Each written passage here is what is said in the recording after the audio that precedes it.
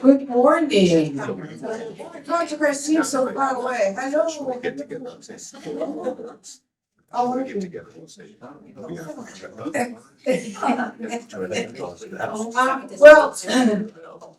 Welcome. Thank you all for being here. Yes, thank you. We are so excited that you're here, that you're joining us today. Before we get started, I want to let you know that the bathrooms are down the hall and around. See them? Just go down the hall and they're right there. Is there anything else, Susie? The men's room is on that side, the women's room is on this side.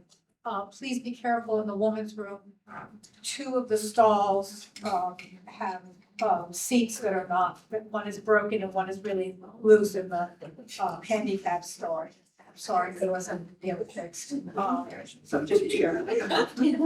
Any other housekeeping things we need to know, Susie?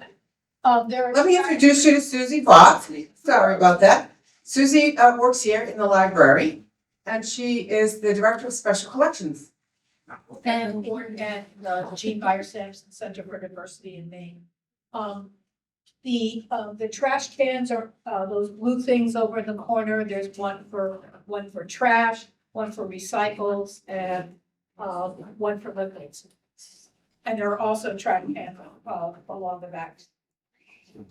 Thank you very much. So again, we're beyond thrilled that you've joined us here today.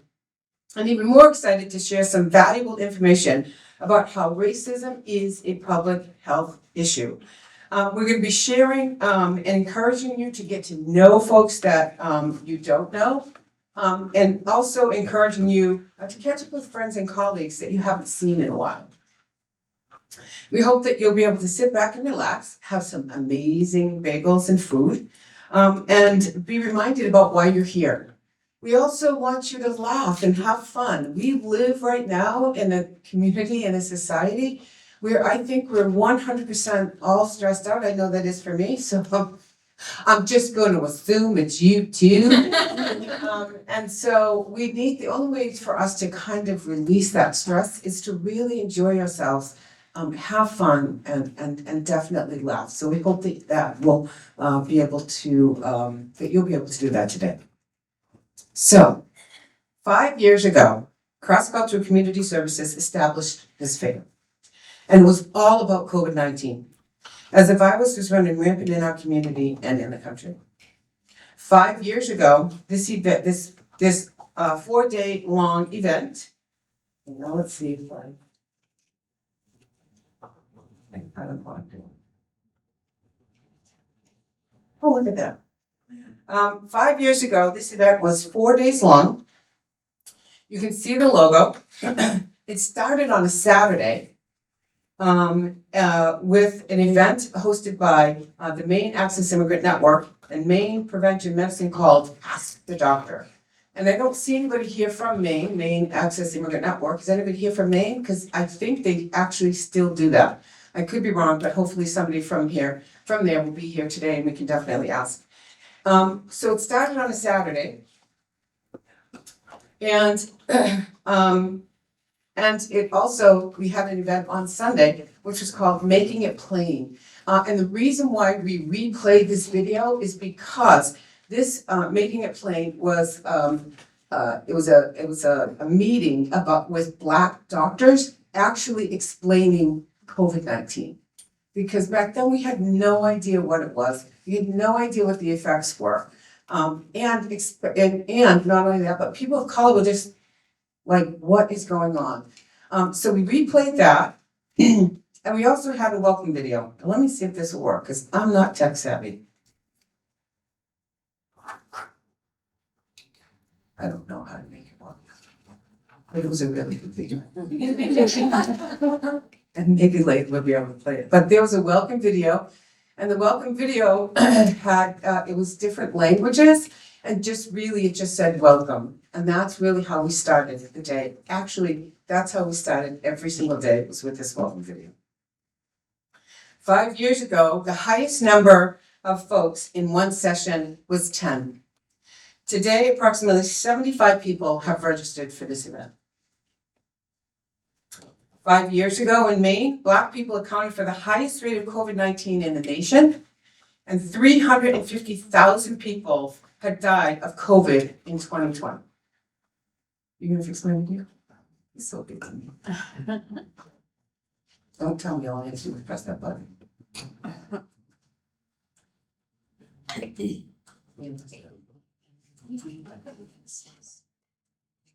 That's okay. We'll play it later. Blame it as we can see.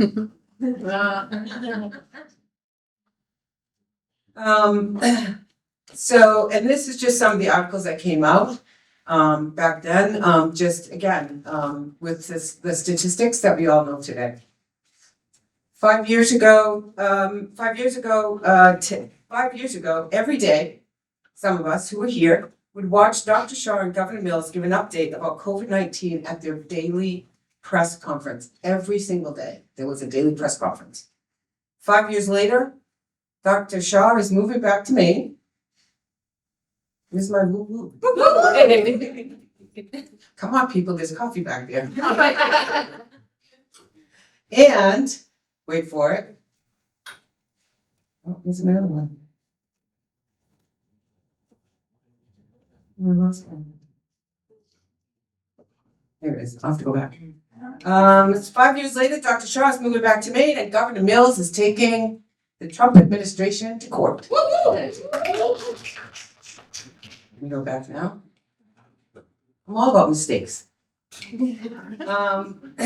5 years ago, George Floyd died. Boy, I really messed this up. And along with so many other Black and brown men and women at the hands of the police, which led the world to embrace equity, diversity, and inclusion, openly discussing it and working together to ensure EDI was present in every single conversation.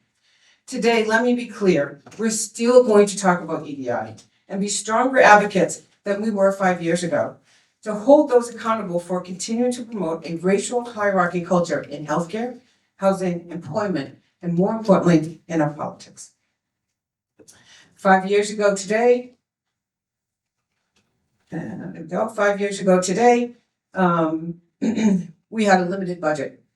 As this entire event was held on the box. And if you know me, you know that I call Zoom the box. Because we weren't sure if or when we would see our colleagues or our friends in person again. 5 years ago, the team consisted of the three co-founders, myself, Dr. Delac, who some of you will know, and Abir Abraham, who unfortunately neither one of them could be here today. However, today we are so lucky and thankful for Liz Kowarski, our health promotions coordinator, who was at the helm of this event, who is sitting in the back, who really truly deserves a round of applause.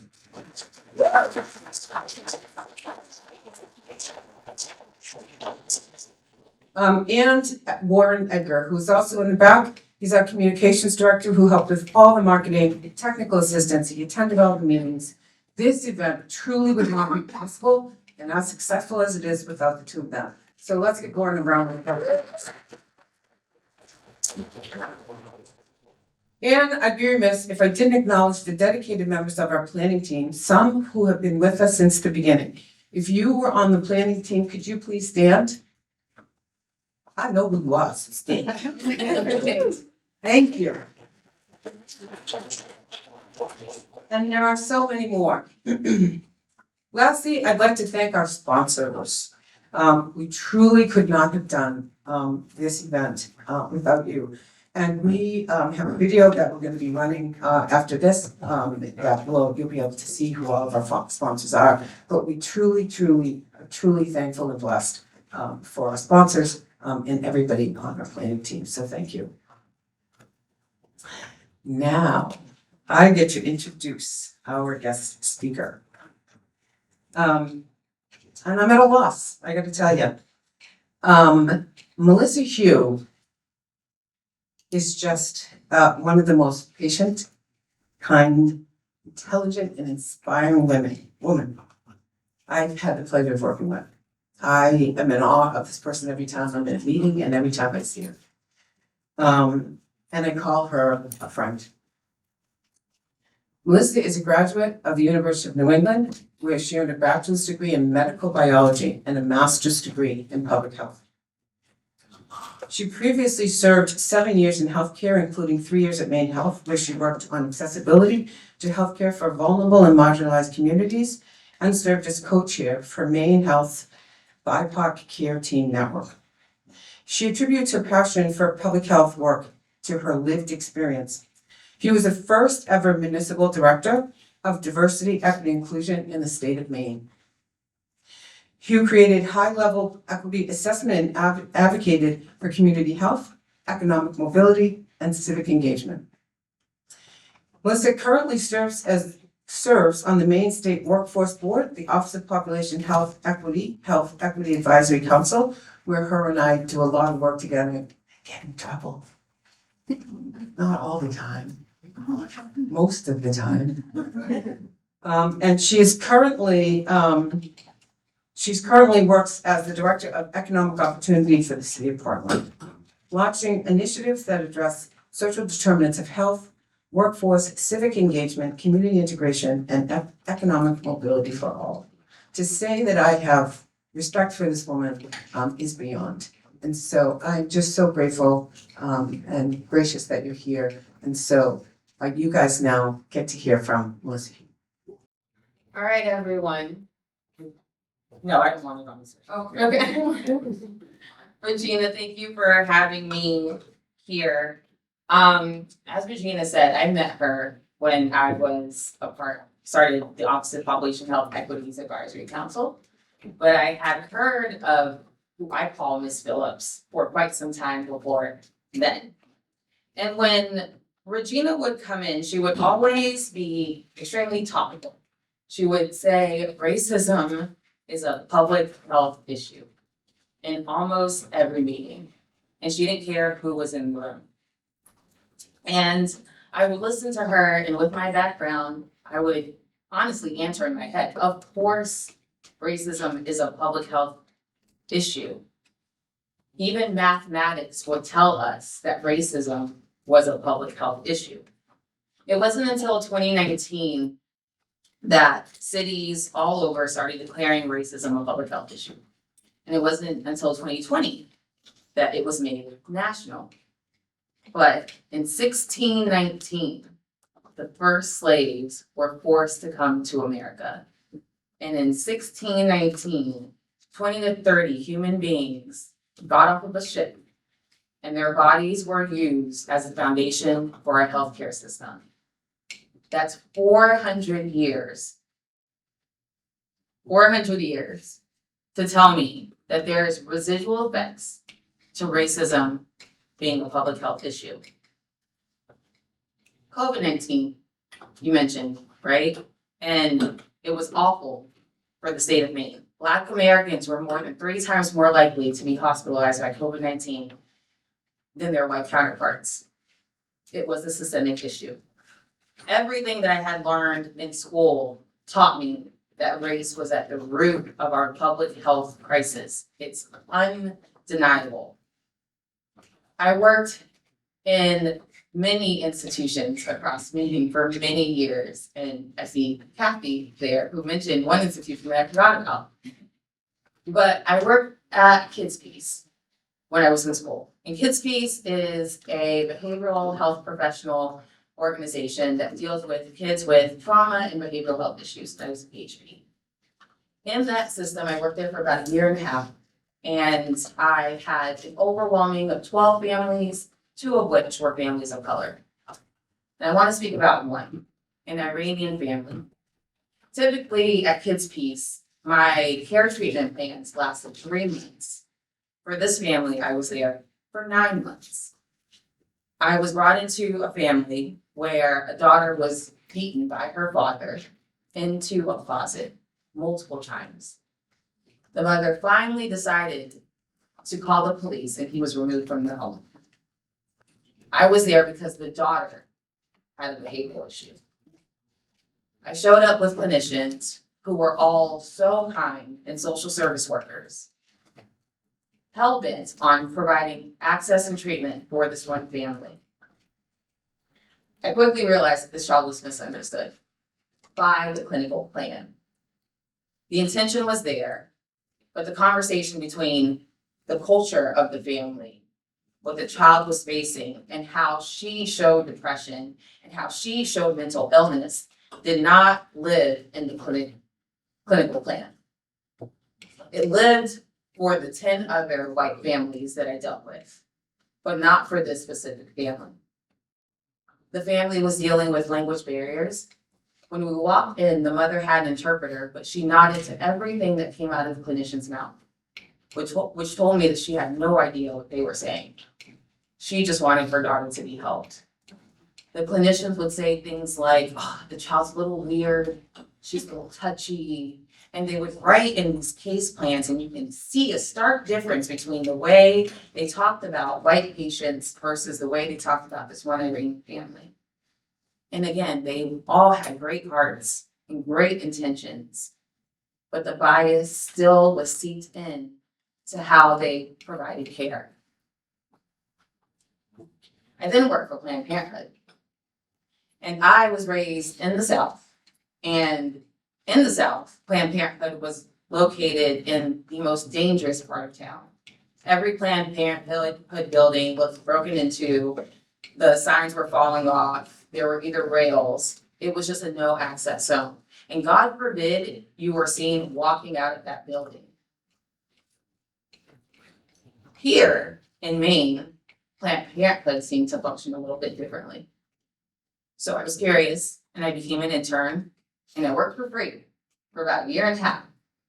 I was an HCAP intern. My job was to sit in the lobby and entice people to collect their stories of trauma. Easy. I got really good at it about 8 months in.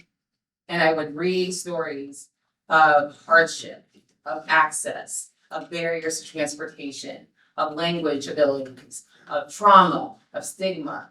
And I said, this organization is doing something great because in those stories, there were messages of hope, of happiness, of finally, of a moment where I deserve to be treated and respected like a human being for what my body is going through.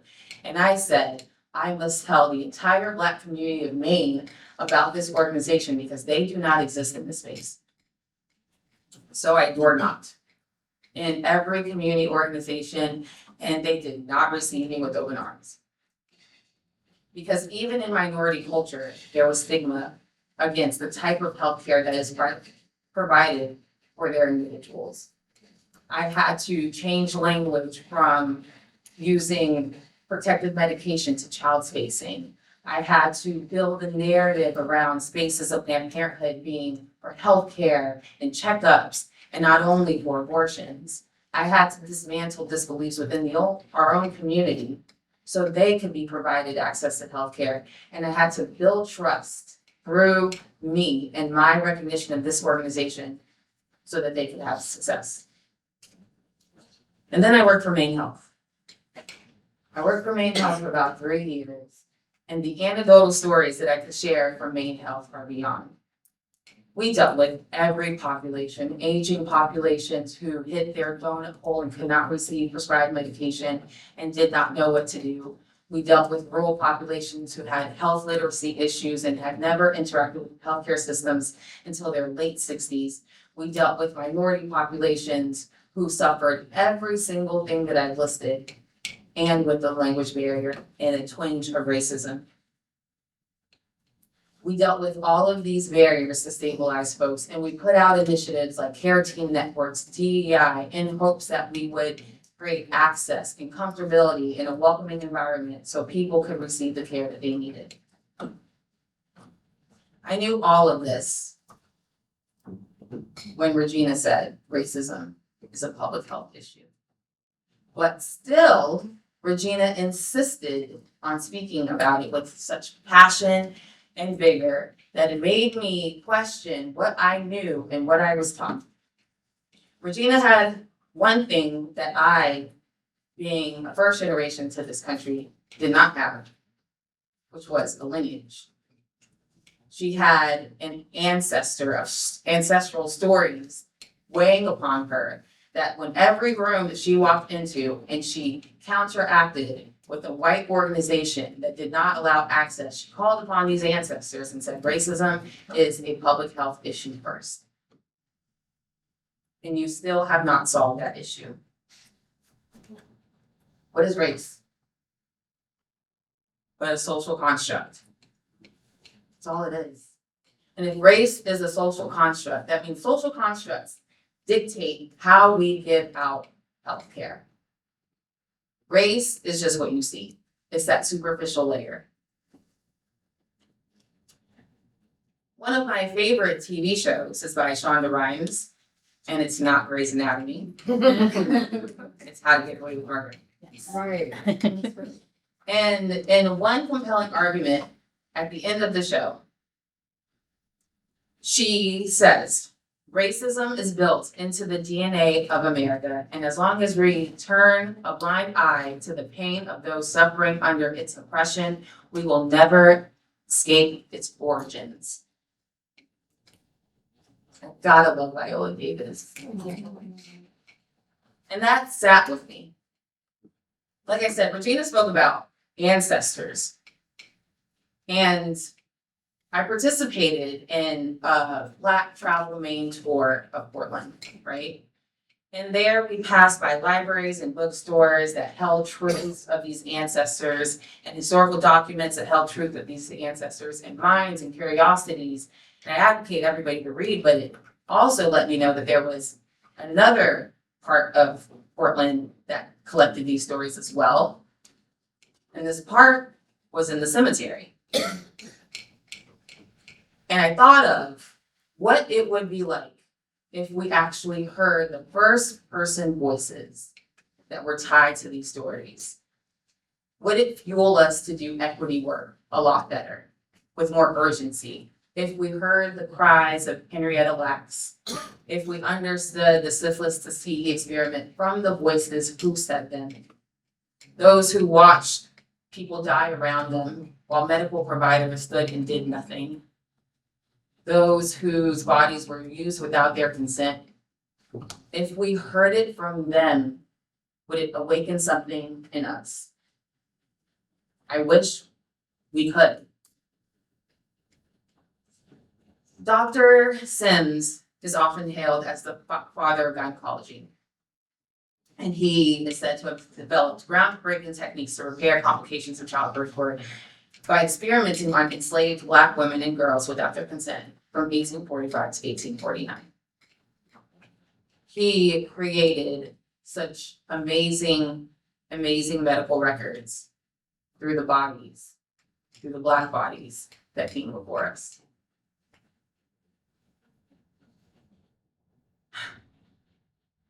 I'm gonna read a quote to you. Spreading false rhetoric that Black people have stronger immune system recalls the notion of a superhumanization bias, which claims that Black people's bodies function and endure pain differently. Does anybody know when this was said? January 2025. It was said by Dr. Zoe Schmetz as she was talking about Robert F. Kennedy's Senate confirmation hearing, where he made claims that Black people have a stronger immune system than white people and thereby should receive vaccine on a different schedule than them. I'm sure that's what they said in 1619, right? That Black people's bodies can be used as tools. They can handle pain better. They can endure suffering better. Therefore, we underprescribe the medication. We don't listen to when they advocate about their pain. These notions are current and relevant and robust in this new administration. Racial disparities in the US are large and pervasive. According to the Commonwealth Fund of American Research Collaborative, about half of US healthcare workers have witnessed racial discrimination against patients, and say discrimination against patients crisis is a major problem. That means half our healthcare providers have seen this take place. I'm curious as to the percentage of them that spoke up.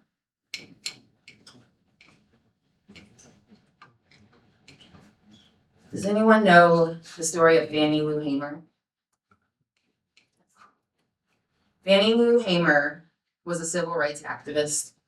She was a sharecropper from Mississippi in the 60s, and she provided one of the best testimonies next to MLK. She spoke about how she was beaten and brutalized for registering to vote and mobilizing her community to register to vote. But Fannie Lou Hamer had a second testimony where she talked about how she had a tumor on her uterus and went to see a medical provider, and he removed her entire uterus. Fannie Lou Hamer said, about 6 out of 10 Black women that go to the hospital are sterilized in 1964. And we wonder why Black women have an adverse reaction to entering into the healthcare system. Fannie Lou was also coined for saying the phrase, "I'm sick and tired of being sick and tired." And when I recall this phrase, I took it in the literal sense. I am actually sick, and I'm actually exhausted of being this sick and exhausted, especially on the foot of this current administration. It's chaotic, it's uncertain, and it's hurtful. But we are working through it. But I did want to touch on what these communities will be sick of and what they will be tired of. These communities will be sick of heart disease because despite the lower rates in white people, Black people have in the United States have 30% more likely to receive and die from heart disease. They will be sick of high blood pressure. Because according to the American Association, 55% of Black people in the United States have high blood pressure and tension, which is one of the highest rates in the world. They will be sick of cancer. Because Black people in the United States have higher death rates and shorter survival rates than any other racial group when it comes to cancer. Breast cancer, 41% Black women. Prostate cancer, 73% Black men. Lung cancer, Black men, 12% are diagnosed. They will be sick of trauma because trauma and the mental health and the long-term impact of racism that causes these traumas create anxiety, depression, and PTSD that is not seen in white people. They will be sick of the stress due to the ongoing exposure to racism, discrimination, and microaggressions that lead to stress, anxiety, depression, and mental health struggles that we as a community have yet to be able to diagnose in communities of color well. And now they'll be tired. They'll be tired of education barriers to access to better quality of life. They'll be tired of not being able to trust the medical community that is deeply entrenched in the healthcare systems, and rightfully so, which will lead to reduced treatment plans and preventative care measures. They'll be tired of doctors not challenging medical beliefs based on stereotypes. They'll be tired of maternal mortality rates for Black women in the US, with rates being nearly 3 times higher despite similar socioeconomic status. And I think Serena Williams taught us that very clearly. They'll be tired of the lack of representation in our healthcare sector. They'll be tired of the lack of data and infrastructure about community health outcomes for minorities. They'll be tired of using their trauma as anecdotal stories to speak to good, hardworking doctors so they can understand and change the culture from within. Because you see, you can only understand people if you can feel them. They'll be tired of trust not being amended in systems so that someone else can speak the quiet things out loud. They'll be tired of racism dictating their lives and access to education, employment, housing, due process, and healthcare. They'll be tired of not living long enough. Because the combined effects of racism and related health inequities lowers their life expectancy. And they'll be tired of being an afterthought. And asterisks on documents and systems that were built through them, from them, but never with them. Racism has always been a public health issue. But we have come so far, and when I look in this room, I can say that I'm not sick and tired, that I'm not alone. I'm not sick and tired that there are people in this room who will advocate and who will join together to do a collective approach to face these inequities. And I stand before you, not just as someone who is sick and tired, but as someone who believes in our collective power to change it. I also know that together we can continue to create something wonderful. We can build systems that values every life equally, that sees humanity in all of us, and the road to true equity may be long, but it is not insurmountable. The evidence and data speaks for itself. But it's not just about the data. It's about the lives behind the numbers. We've already seen significant progress in the fight for racial equity in healthcare. Initiatives focused on increasing access to care, addressing healthcare biases, and empowering communities to advocate. Maine, in particular, has the ability to do things differently. It could be more inclusive. It could be more collaborative. It could be more just. Our state can serve as a model for the rest of the nation. Our governor has said that too. Maine still retains a unique ability to come together, to imagine, to create, and to act with the kind of courage and innovation that often gets lost in larger, more divided spaces. Healthcare providers, community organizations, and individuals alike. We all play a role in this change. It's okay if you don't work in this field. And for those who do, it's okay that your job is not your identity. It's okay that your job description is not your life plan. It's okay that the systems of which you operate under are not your world, it's just something that you actively participate in. Because if we can make that distinction, then change won't feel so personal. We can reimagine systems that doesn't treat racism as a public health crisis. However, if we opt out, the system continues and racism not only remains a public health issue, but as history and data in this new administration has shown us, it becomes a matter of life and death. Thank you. Melissa, that was beautiful. Our first panel is called Barriers to Care, so I'm gonna call it Lee Klarman as our moderator. Mawal, Briella, and Margaret. All right, thank you very much, Melissa. That was a fantastic way to start the morning. Thank you very much. And also, just want to thank Cross Country Community Services for having us all here in this space today. It's a very important conversation over the next 2 days. So thank you very much for creating the space for this to take place. My name is Lee Klarman, moderating this first panel. I'm here with United Way of Southern Maine. I'm the Director of Healthy Communities there. So starting, I'll introduce our panelists and then get into the questions. Starting on the far end, we've got Mawal, who studied medicine in Sudan. They obtained a master's degree in tropical medicine and international health from the University of London, a postgraduate diploma in tropical medicine and hygiene from the Royal College of Physicians of London in 2007. And after moving to the United States in 2009, He obtained another master's degree in physician assistance from University of New England in 2017.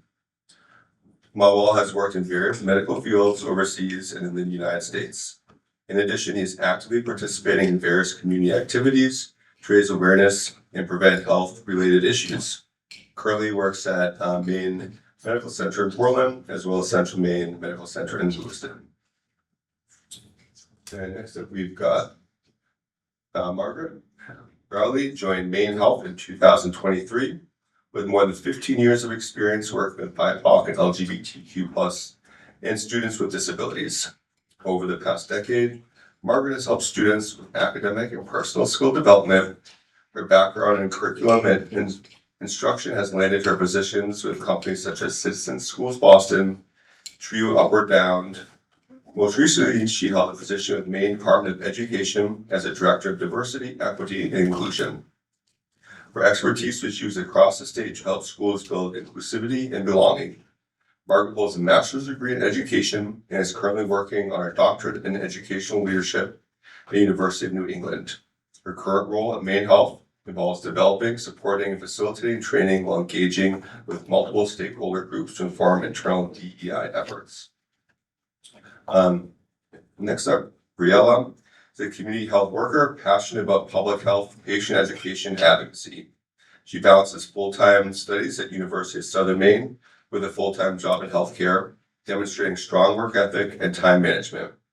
With experience in maternal health care and community health, she is committed to improving health equity and patient outcomes, especially in underserved communities. Her interests include cardiovascular health, maternal health, and disease prevention.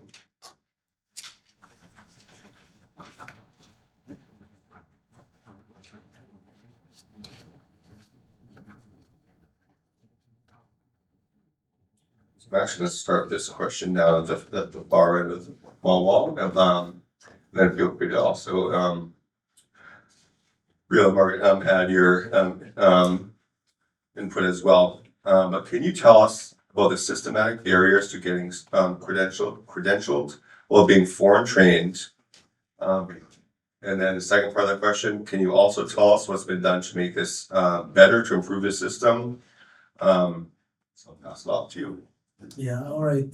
Thank you so much for the introductions, and I'm happy to be actually here this morning. Sorry, my son, I didn't know that I had a doctor appointment, so I had to take him there and then drop him in school and try to catch up here. But I came on time. Just being a foreign medically trained, actually, I never thought, for example, like planned to come to the United States, because I know that, for example, if a person decided to come to the United States, since their life in medical school, they will maybe sit for the exams called USMLE, United States Medical Licensing Exams. And at the beginning, I'm a bit old graduate. I graduated from medical school actually in 2002. 2001, you know what happened actually like September 11th. So it became like, we know that visa was not actually allowed to any foreign people to come, and they was banned, especially from people from some countries. I'm originally from Sudan. Now I'm from South Sudan. So South Sudan became an independent country in 2011. But at that time, Sudan was banned, and it was like one of the countries that is considered in the terrorism list. So definitely say, you know what, I've never thought about even thinking of doing or coming to the United States. So wasn't prepared mentally, physically, at all aspects. But life goes on. But anyway, so I trained myself actually to, if I'm doing any specializations, I have to do it through the UK system, the British system. And I was actually like doing it, but as I said, life goes on, and my wife, which was my fiance at the time, actually like ended up coming to the United States, and she's the one who brought me here and brought a lot of troubles with it. So coming to the United States, it wasn't easy at the beginning because, like, for example, I saw that there was a cutoff that if you graduate more than 5 or 8 years, it will be difficult for you to do matching for residence. Even if you sit for the United States, which you call USMLEs exams, I'm talking only to the medical degrees, actually. I know that we have other colleagues, like in different disciplines like dentistry, pharmacy, and so on. And each one of them they have to license here in the United States, which is great. It's a fair system. It's a great, but it's a tough exam. Coming to the United States, we have to dedicate almost like a couple of years, 2 years, 1 to 2 years, just sitting for the exams. And after sitting for the exams, unfortunately, not everybody will pass the exam. This is number one. Number two, if you didn't pass the exams, mean that you are going to lower your chances to get into any residency program here in the United States. Number three, the longer you graduate from the medical school, it will be almost semi-impossible for you to get into matching program because they look into that you don't have any American experience and therefore you're not maybe allowed to come in.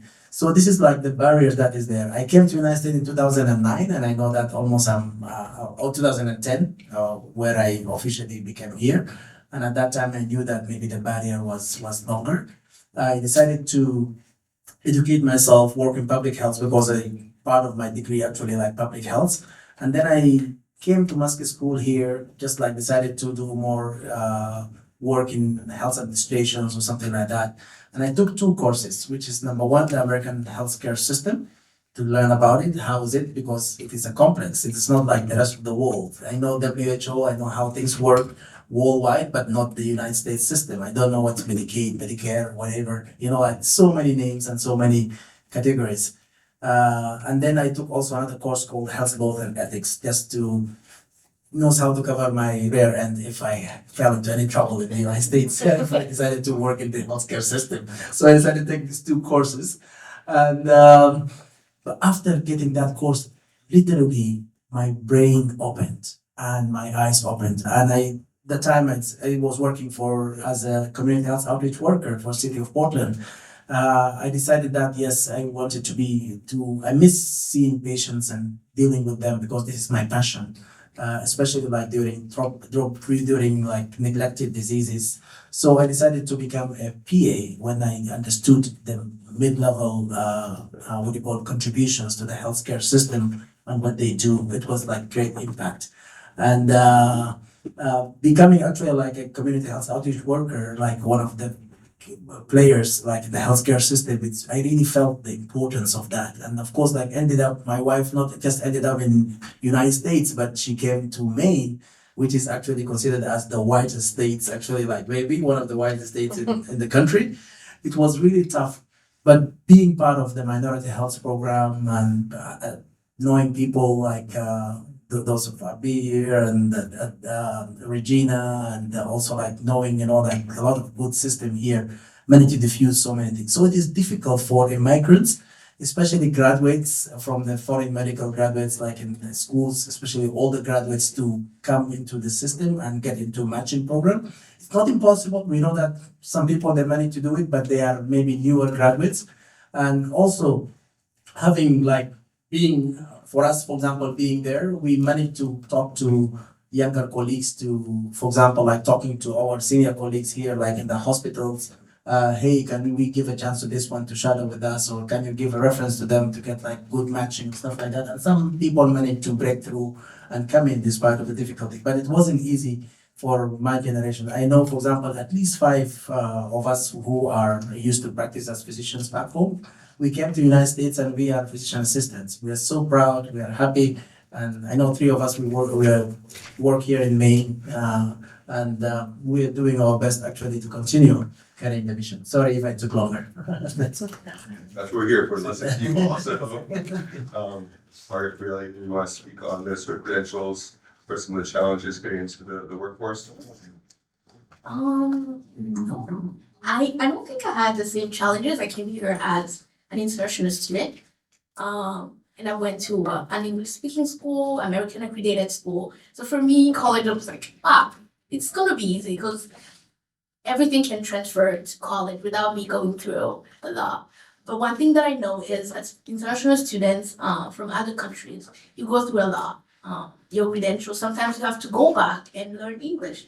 Maybe even speak English, and you have a good grammar, you have good vocabulary, but because you don't have it on your transcript, you have to go back to take math, to take statistics. I'm from Burundi, so there's math is like you start statistics grade 8, grade 9.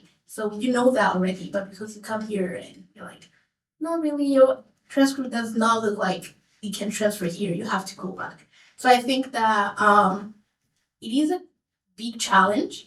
Was not for me. I cannot speak for myself, but I know it is a big challenge for most of the people that come from other countries and come here. But I think that as time goes, I've seen it, at least here at USM, they try and match everything. You can do a test and they see where your level is at. So I think that's a good thing that came. I think it came 2022. That's when I started seeing it, where you can do a test and they can usually accept your accreditation from at the school. So I think that's an improvement. Not everything is too bad, but I think that's a way for the improvement. So in my experience in higher education, working at different organizations here in the state of Maine, I have seen some progress, although I do still think that there are some barriers. I used to work in college admissions, and so I would read students' transcripts and I would help with the process of seeing which credits transferred into the university or the college and which didn't.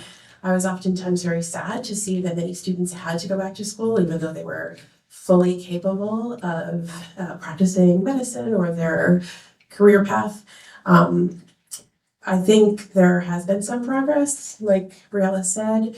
I was doing a little bit of digging online and I found that there's a new commission for foreign trained physicians here in the state. I think that started in 2023. And so I see that there is some progress, although I still feel like there's much work to be done.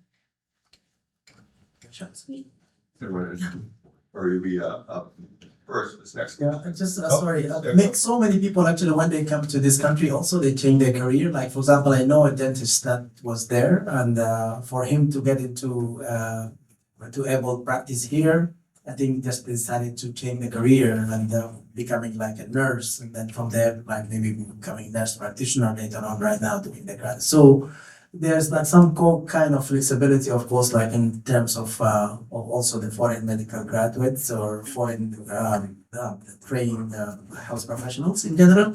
But the most important thing is really like, so it could be like very stressful, especially for those who they have families here. But those who, for example, if they come by themselves and they're singles and no worry about so many things, I think their possibility of integrating into the healthcare system is higher. And but challenges is there, and it is a like individual, basis, not like collectively. Yeah. And here's a quick follow-up question. I know we're doing solutions tomorrow, but is there one thing that you would think that would like one change you could see that could be made that would help this resolve this issue with the credentials? What do you think could be changes in the healthcare system? Yes, as I said, it is like there's a commission actually like going on in the state of Maine. It happened after past our time, which is great. And I know that, for example, they're trying their best to diffuse and even like accepting some certificates, like for example the UK grads. Actually I think they are allowed, especially like those who they have like fellowship or membership of Royal College of Physicians or surgeons or the counterpart. I think they are allowed to come and practice, providing that they passes the USMLE exams. And so this is like some stuff like going on. And then also like some states, I think they started to are willing to train, foreign medical graduate at some capacity, but of course people they have to move from places to place, and also it depends on who you know and really like going into good coordination with some of the what you call residency directors in different institutions and hospitals, so that they can allow people to get into that. So there is like some elements of that has been there. Having another capacity, another level of healthcare by itself, like the mid-level, because really like when I went into UNE, they appreciate the time that I spent in the medical field overseas, so they took that in consideration. I know the competition is very high, like we were like 1,500 applicants, and I think they accepted only 45 or 46 people to join to that program. I was lucky to be one of the people over there, but also glad they took my credentials and my essays and whatever effort I did actually like in that, and also like having good references actually played a big role. And when I joined the college, I think all the school like UNE here, they appreciated our contributions, and also our grades actually testified for who we are, and they were like happy to have us. And this aspect actually in this way we managed to open some doors for others who they came behind us. So we continue. Yeah. Any last remarks on this first question? All right, moving on to the next question, then Bert, we'll start with you. In your workplace, what is your experience in supporting immigrants, refugees, asylum seekers, BIPOC, Black Americans, and or LGBTQ plus? Step your side up, yeah. So that's a loaded question. Really loaded question. In my role at Maine Health, like I said, I've only been at Maine Health for about a year and a half now. And there's a lot of work to be done. And in no means am I saying that we're doing the best that we can, because I still think there's a lot of work to be done. But some of the initiatives that we're moving forward at Maine Health include providing English language acquisition programs, classes on English. As we know, language access is a barrier for many folks in employment. Folks at Maine Health are now serving on the Office of New American Advisory Council. Joe Batty, who's in Workforce Development, and then I've been asked to serve on the Business Leadership Forum, attending and sponsoring events like this so that we can continue to learn and be in community with folks. Partnering with Portland Adult Education and many organizations in the state of Maine. And then also being present for nonprofits, including the Maine Access Immigrant Network, FedCap, a number of organizations. You mentioned LGBTQ and BIPOC folks as well, as the title of this panel. And so we do work with other nonprofit organizations like Equality Maine, Maine Transnet, Out Maine, and other BIPOC organizations, of which I'm drawing a blank right now. We have care team member networks, which Melissa alluded to earlier, that are very similar to employee resource groups that other businesses have, where we're supporting employees and staff to hear about the issues that they want to have addressed, and really working to amplify their voices and really be allies in these areas.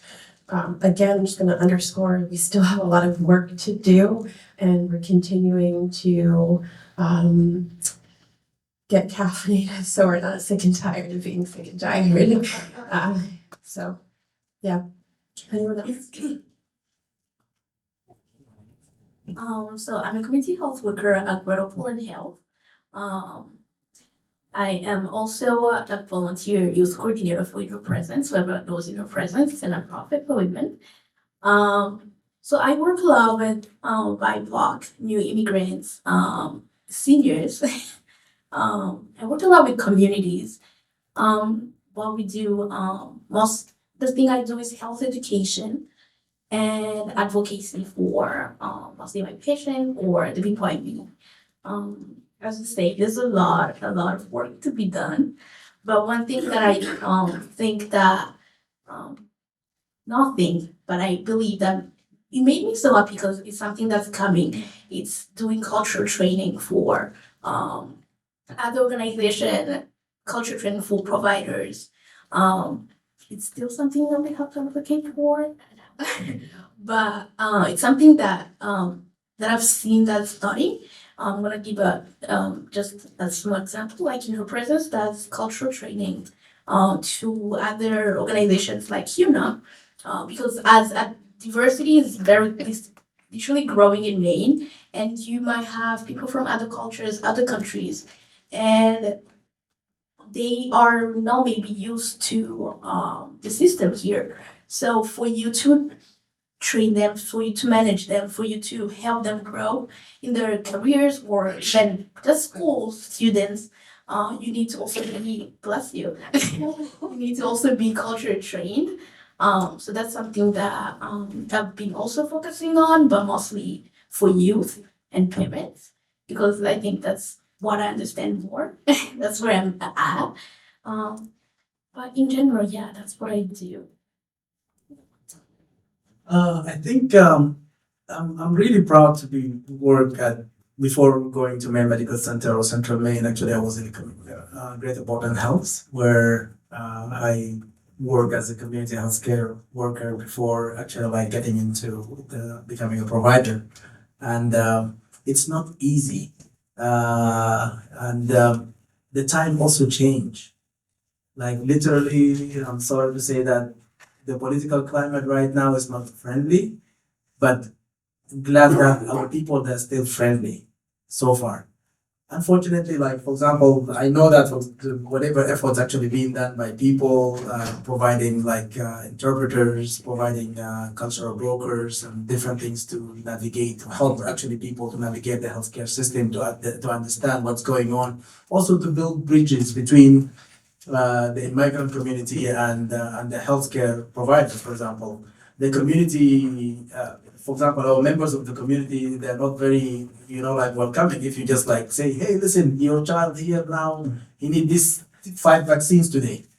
Oh my goodness, it is just like becoming too much. Like why actually that person, actually why that baby or that child need these injections? I feel like that's too much and so forth. And so bridging stuff like that when talking about things, challenges, also like sometimes there will be some questions like to a teenage, let's say, talking about sexual history in front or ask the parents maybe to leave the room. It is like a great challenge actually for them to understand. And people here decided to have like some doubts and things going on. I'm saying this organization is still great. 2 weeks ago, I had the shock of my life that we had a patient in Maine Medical Center. We're supposed to go to a rehab. And he's Spanish speaking. We presented actually like the case managers, they had him actually referred to one of the rehab places. And then the rehab place answered, your patient doesn't speak English, so we can't accept him. And we cannot facilitate or accommodate interpreters anymore. That time is gone. And this is their answer. All right, so imagine that. This is the real thing, people.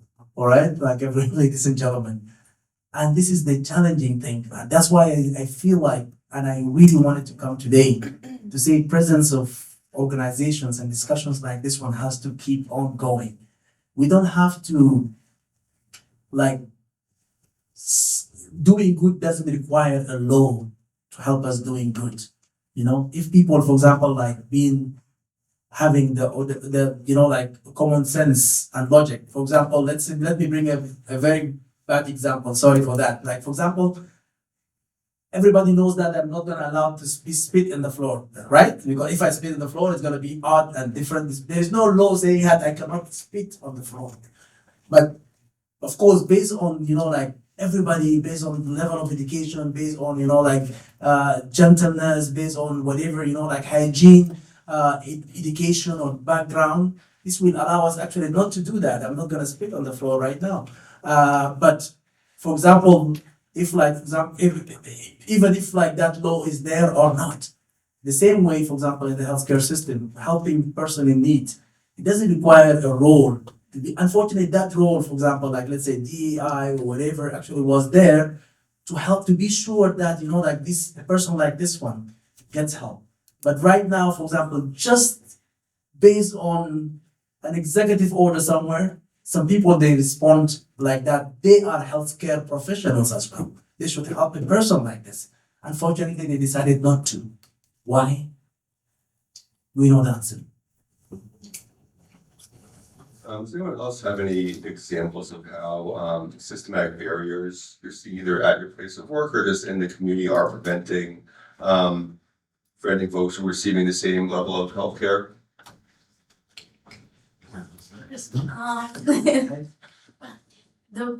I love how Melissa said that she kept emphasizing on racism is a public health issue. I do have an example. We recently had she's a 20-year-old say girl, woman. She was during high school and she got pregnant. She is a new Mainer. She came here, I'll say 5 months ago. She got pregnant. She was still at school, so still doing her ESL, just going through school, and she was supposed to finish next year. So she got pregnant. She did take classes as she was pregnant, online classes, or even going to classes while pregnant. So recently they came to the Francis Word and they were like, so she will not be able to graduate next year because her English level is low and she cannot just come back after giving birth.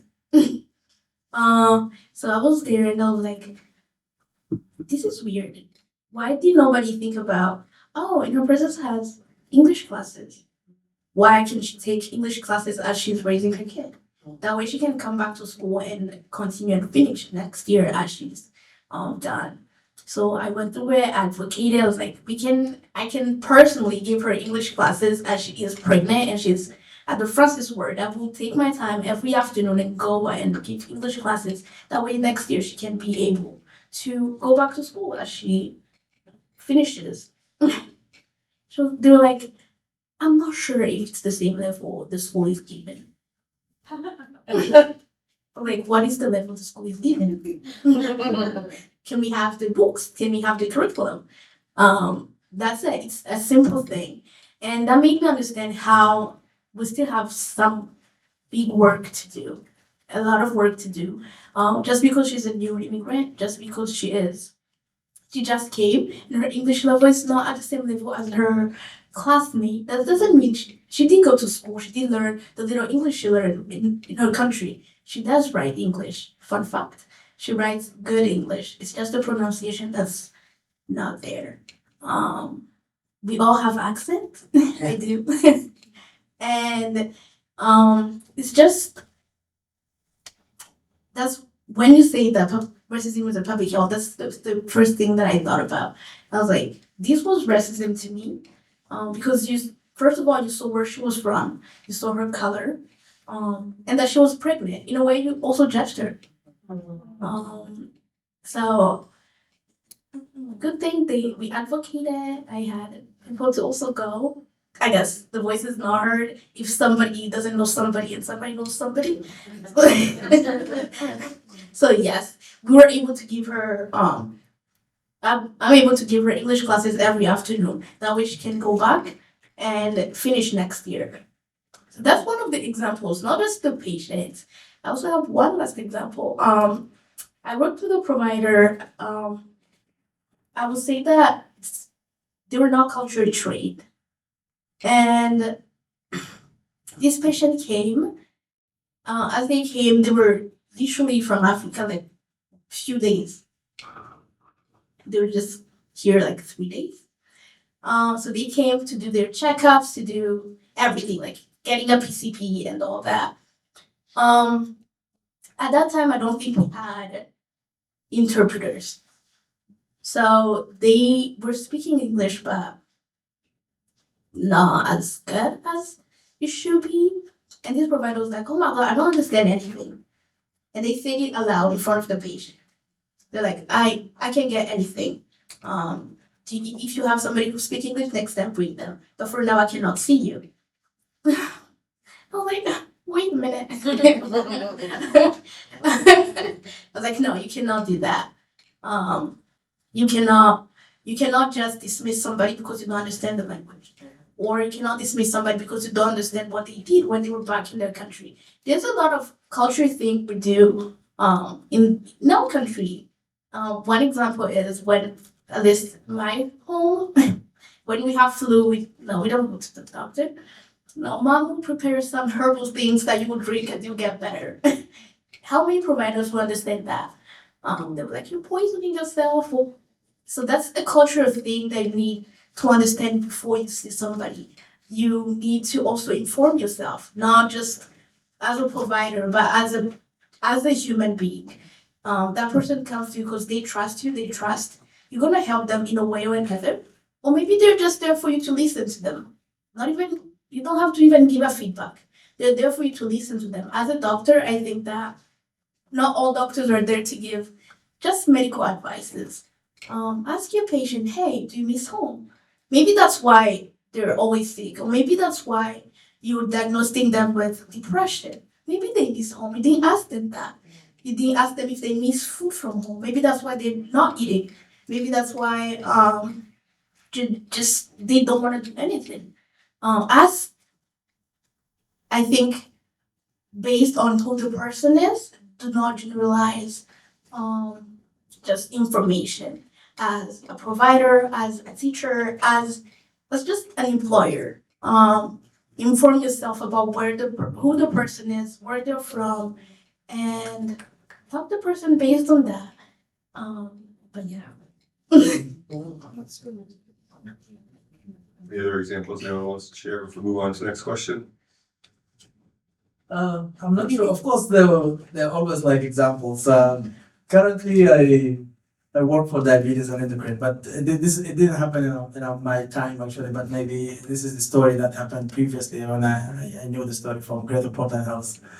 We had like an immigrant person. That's why like they needed to really get like a good concept of educations and talking and learning. Because people level of education, literacy, comprehending, medical things is different. It varies.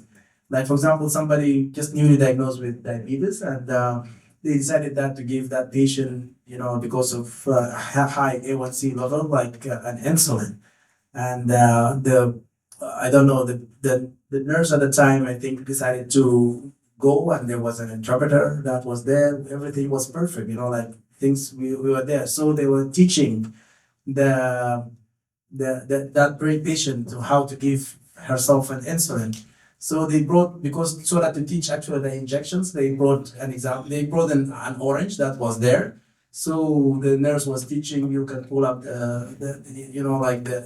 whether it was the syringe at the time, not even the pen, but pulling the needle, taking 10, and then injecting in the orange, and everything is good. The patient, yes, you understand what's going on? Yes, exactly. Patient went home, I think, couple of weeks. Blood sugar is in the roof. So came to the clinic in tears. Like your medicine doesn't work. I'm not sure what's going on. I'm peeing 100 times a night. I don't know what's going on. So the nurse wanted that. Do you give yourself injections? She swear by her children that yes, this is what she does. And I say, how do you do it? I say, I bring the needles, I inject the orange, and then I eat the orange. All right, so imagine that. Okay, so this is what she learned that way, to inject the orange and then she eat the orange, giving herself even more sugar. So she got the education right, she got everything right, but the level of understanding was wrong. Unless like there was like that, there has to go deeper, to go into details and to see how you're doing it because you wanted to see it. So giving extra time for people, especially like immigrants or people who have different cultures, it's really important so that we understand what's going on. Okay. All right, Maria, you're going to start off with this next question. What are some best practices or solutions to improving care or creating inclusive care? As I say, just culture trainings. I think everyone should have that. It is something that is very, very important. So that's my number one thing. But I also think that being innovative, being creative. I'm gonna lead with an example. Again, I love Viva Presence. I've been working for them for now 3 years, and they inspire me so much. They're the one that made me love public health. They just started a community doula innovation. Let me tell you something. I didn't even know that doula existed before. I didn't even know it was a thing. Then they had this pregnant women house, and these women needed help. Needed a lot of help. They didn't know how to breastfeed. They didn't even know what postpartum depression was. I did not know what postpartum depression was. I learned it at school, but I've never seen it. I'm gonna leave with an example. We had this woman, she just gave birth. 3 weeks in, the baby keeps crying. I think the baby had colic. Keeps crying, keeps crying, keeps crying. She was like, what is this? What is this? So she kept yelling at the baby in the middle of the night. Nobody had thought about postpartum depression because nobody had learned about it. Then we do have, and I'm so thankful, we do have mercy nurses that come to the house sometime.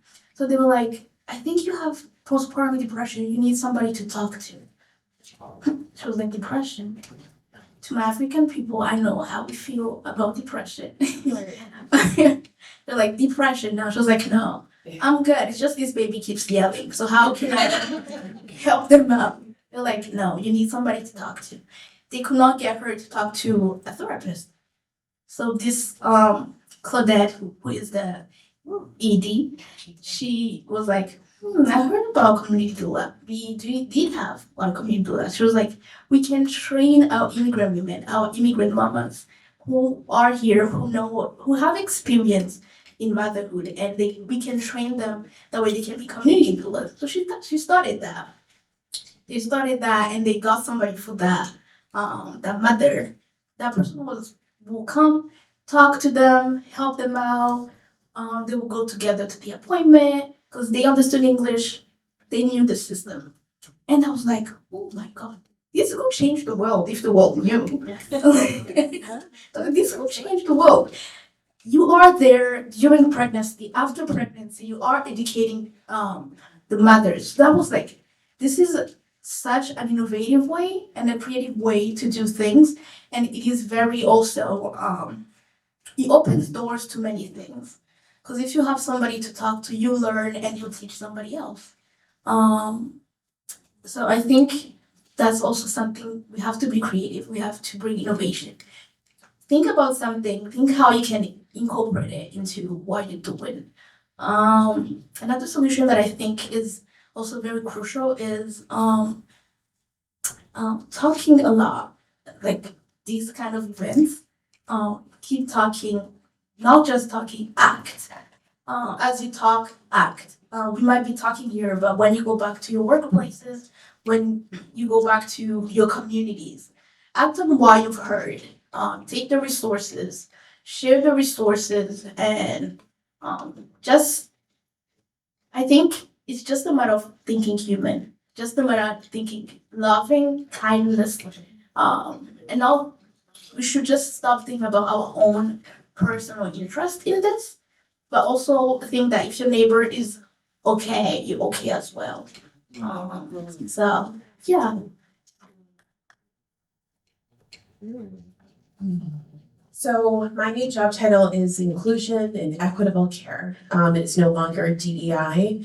I've said that out loud probably 20 times this week. But it doesn't change the essence of what I do. I still believe in creating welcoming spaces for all. Definitely teaching about cultural competence, cultural humility, and providing spaces where folks feel psychologically safe. I think some of the best work that Maine Health has been doing in the past couple of years is really focusing on improving our interpreters, of which we have a lot of work still to do. But it has improved over the past year in terms of making sure that folks have access throughout the state. We also have health equity steering committees where we're looking at race, ethnicity, and language data, as well as sexual orientation, gender identity data, and stratifying that to ensure that we're removing barriers to care. I've also been working closely with our spiritual care collaborative and spiritual care teams to ensure that folks feel that their religious and spiritual beliefs and cultural beliefs are celebrated and recognized. I think last year I was at this event at Gateway, and I remember very vividly speaking about Black maternal health and saying that there's so much work that needs to be done, specifically at Maine Medical Center, but also across the country. And April 11th, I think, is Black Women's Maternal Health Week. And I'm starting to get really excited about the work that's being done across the country, especially within her presence, of which they have the gala coming up, fundraiser in March. Buy your tickets, Brianna saying. And it's really energized me, I would say, in the past month where, our political climate has been really difficult to deal with. And so just continuing to be in community with folks like you all in the room and folks who believe in providing equitable care, believe in the work that we're doing, and continue to educate and inspire folks. So as I said, last year I was in this space talking about Black maternal health, and in April, next month's March. In April, I'll be co-facilitating training for our perinatal care unit in obstetrics, talking about statistics and talking about ways that we can change this, and talking about ways that each and every one of us has the ability to make a difference. So I feel excited and energized, and hope that many folks will also feel inspired too. So, and I'm not a clinician, but I'm an educator, and so I hope that work that I do will help inspire clinicians to make changes and choices to empower our BIPOC and LGBT communities. So. Oh, yeah, I think, yes, I'm not in any policy or any things, and I cannot speak on behalf of the organizations. Glad actually we have other people who can do that. But it is really important. I know that, for example, my colleagues or some people around me, actually, they are trying their best to make actually things easier for patients or people who comes to our facilities. I know that, for example, I have some patients that are really worried, like American elderly, they say that, what's going to happen to our Medicaid, what's going to happen to my insulin, how am I going to receive it? And then, I can't get my insulin, or I can't get my supplies, like continuous glucose monitor or pump supplies. What's going to happen to that one? So the fear is really great.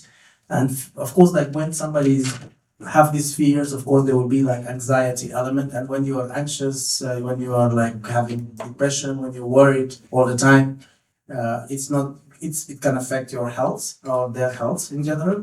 And definitely, but at least when somebody comes to our facility, we try to diffuse, just giving assurance, despite we are not sure ourselves, but if we start to panic with them and say, yes, you are right, we have to, I think that patient will not go out from the clinic or the hospitals actually feeling safe anymore.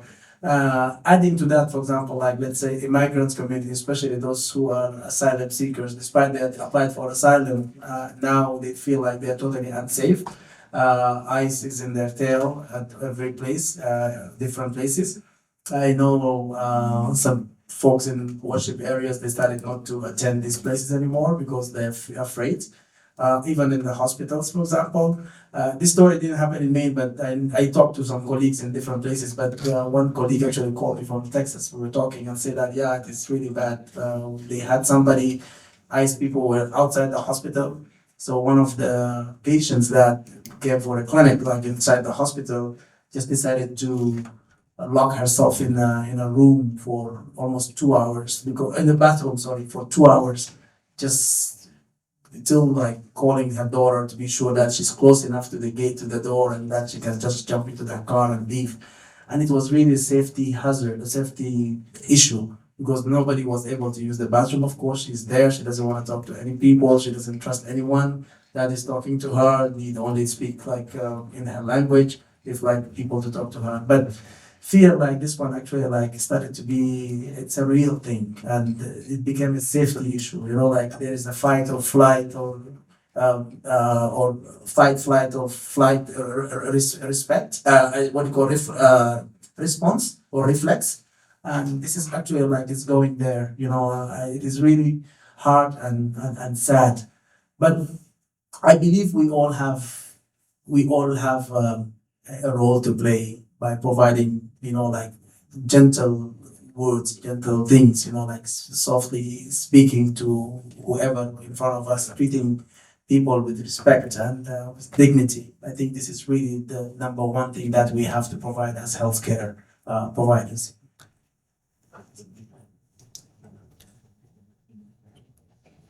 And well, you're up next for this, starting this question. So what organizations are creating effective solutions and in what ways are they being impactful? Yeah, I think as I said, we have like departments that are being creative. So maybe I will defer to you actually. But I know, for example, I work with some people actually for let's say like the interpreter line or they also like having importance of training the interpreters to become also like community healthcare workers is really important, and it created a huge difference in what do you call improving actually the health outcome of the health care for people actually like especially in minority communities. I think we can speak about minorities, but also another category of course being impacted during this time is the LGBT community, even if they are like whatever percentage in the community still for example I may be like as a community as maybe 1%, but for me as an individual I'm 100%, I'm the only person that is there, so definitely it is really being impacted, and this is really hard. Okay, I had a patient who's like transgender, just was admitted, of course defining she was a lady and then now defined herself as a he. And of course, like all this actually like languages now, but from the hospital glad actually we didn't change anything, but it became really a problem. The issue is not about that, but the issue is in the parents, like especially the father. The father was there actually like supporting, but the mother mentioned, like okay, she couldn't accept and comprehend that. The patient moved from Florida to Maine because like having like a safe haven, but and then the mother, if like talking to the mother and addressing into different pronouns is gonna be like a nightmare completely. The father is there accepting to somehow trying to take things in between, in the middle. So we don't have to, we are different, like for example, if I'm black, I'm not gonna be white. Okay, the other person, of course, with their orientation, they're different. Okay, this is what they prefer. That's that's them. And the most important thing is respect. The most important thing is to accept whatever reality that you are having. I'm not gonna, for example, like force you to do something that you don't want to do. This is just common sense. Literally, we have to be fair. We have to be, despite of our maybe religious background, despite of our knowledge, despite of our culture, we have to respect other people's culture. We have to treat other people the way they want to be treated, not just the way we want to treat them, the way we have. So this actually was a hard question for me. And it just dawned on me that I made a list of organizations months ago. And so I was trying to break it down by organizations for BIPOC individuals. So a couple of them have already been named. So Black Travel Maine, obviously Cross-Cultural Community Services, shout out obviously because we're here. Other organizations for BIPOC. I would say that there's not many specifically that I can think of. Obviously, there's a Greater Portland Immigrant Welcome Center, Maine Immigrant Access Network. Maybe we could have like a list of resources at the end because my memory is really shot right now. I mentioned Equality Maine, Maine Transnet, for BIPOC. One of the exciting things for this panel that I mentioned during our pre-call was the intersectionality between BIPOC and LGBTQ, which I don't think we often talk about. And I think that's an area of opportunity for Maine to think about. But as of right now, my mind is really drawing a blank. So maybe I can find this list on my phone, but I'll pass to Briella. I'm sorry. I'm in the same shoes as you. I cannot list them all, but I think I'm gonna say that's my four main ones. No pregnancy. Can we talk about May needs? It's doing a lot of things, good things. Can we talk about UNE and the UNE nursing schools, their pathway program? I have the honor to participate in their program, and it's amazing. UNE students are doing amazing everywhere, creating a lot of things. Greater Poland Health, yeah, it's doing amazing. Now we have a mobile medical unit that's going everywhere, helping out homeless, going for dental for kids. So it's doing amazing. So man, even now, even if now they're no longer doing transportation as they used to do, they're doing a lot of things to help our communities out there. So those are my four main ones. But yeah, if we can get a list of everyone, that would be amazing. Art, you're up next first for this question. Do you have any stories that you'd like to share from your work or personal experience? So, I mean, I spent a lot of time working in higher education here at USM and Southern Maine Community College, and then as a student at UNE.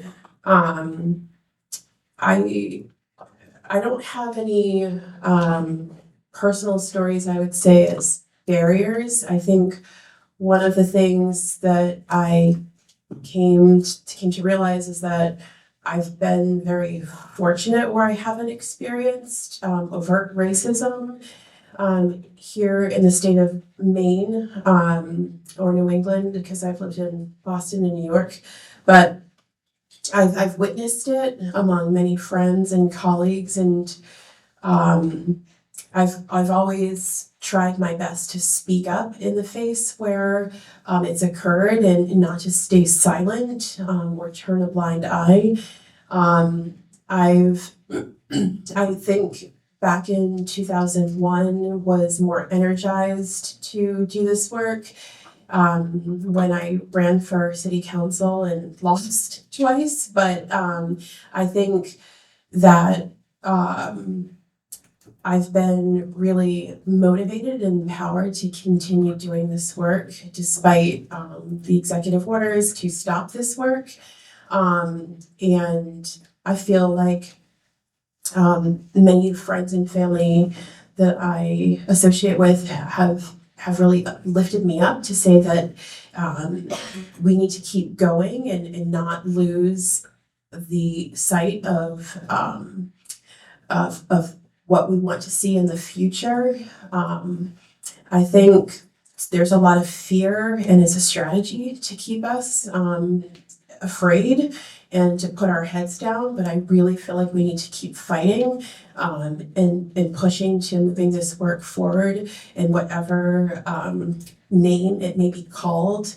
And so I don't have any particular stories I want to share, but I'm going to keep going and keep fighting, and I won't back down. So that's it.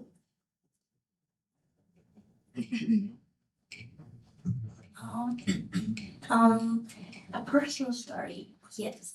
So as I said, I came here a few years ago. I'm not gonna say when. I was 17 when I came here. I came here by myself, so with no parents. I didn't know anybody in Maine. I just didn't know anybody, but I knew that Maine was.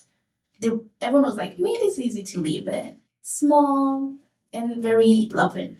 I was like, oh, okay, Maine then. So I got school at USM, but due to circumstances, I had to immigrate. And since I came here with nobody, I didn't know anybody, no family, nothing. I had to go to the youth shelter, where I lived there for 9 months. When you are from a home with both parents, I grew up very well. I cannot lie. We had a good life. You had everything. You don't even know how to cook, because that's how good it is. Just the background where I'm from, you have maids, you have everything. Maids that cook for you, the soft life. So I came here, I didn't even know how to cook. The only thing I had, to be honest, was English. That was the only thing I had. So they were like, so since like 2 seconds, you have to immigrate. So youth shelter. I was like, okay, youth shelter, but youth shelter in America, so that means a house. I keep laughing at it because I was so delusional that yeah. So I got there. I had a social worker. So I got there, and to even get a bed, you had to put your name on it every single morning. Every single morning, if your name was not on the list, you will not have a bed. So I was very confused, and I was the only Black person there. I think also one of the first immigrant studying at the youth shelter. So they didn't even know how to help me out. But I was like, I came here for school, immigration or not, I'm going to school. So I was like, I'll go to the library and start applying to schools. And I've heard of SMCC. By that time, SMCC was not free. But again, delusion. I was like, yeah, I'll go to school. I don't know who will pay, but I'll go to school. Every time I would talk to my social worker, they would be like, I don't think that's not a good idea. But you can go back to high school. I was like, no. I have a transcript. I finished high school, so now I'm not going back to high school. They're like, it's not a good idea, so who'll pay for school? Leave it to me. Like, leave it to me. But every day, they would never encourage me to apply for schools. They would always be like, you cannot do it. You cannot do it. I was like, yeah, I can do it. So I went, because I was like, it's so, I don't know how I can explain to you. It is so miserable to live somewhere where, first of all, you're the only Black person and nobody really talks to you because, yeah, you are the intrusive part. So when you go to dinner, you don't like the food because you're not used to the food. I had never had chili in my life. I was like, oh my God, am I gonna survive? So it was, I think it was so miserable. But I had English, like I could talk. Then the only person I was talking to was my social worker. So I got into SMCC.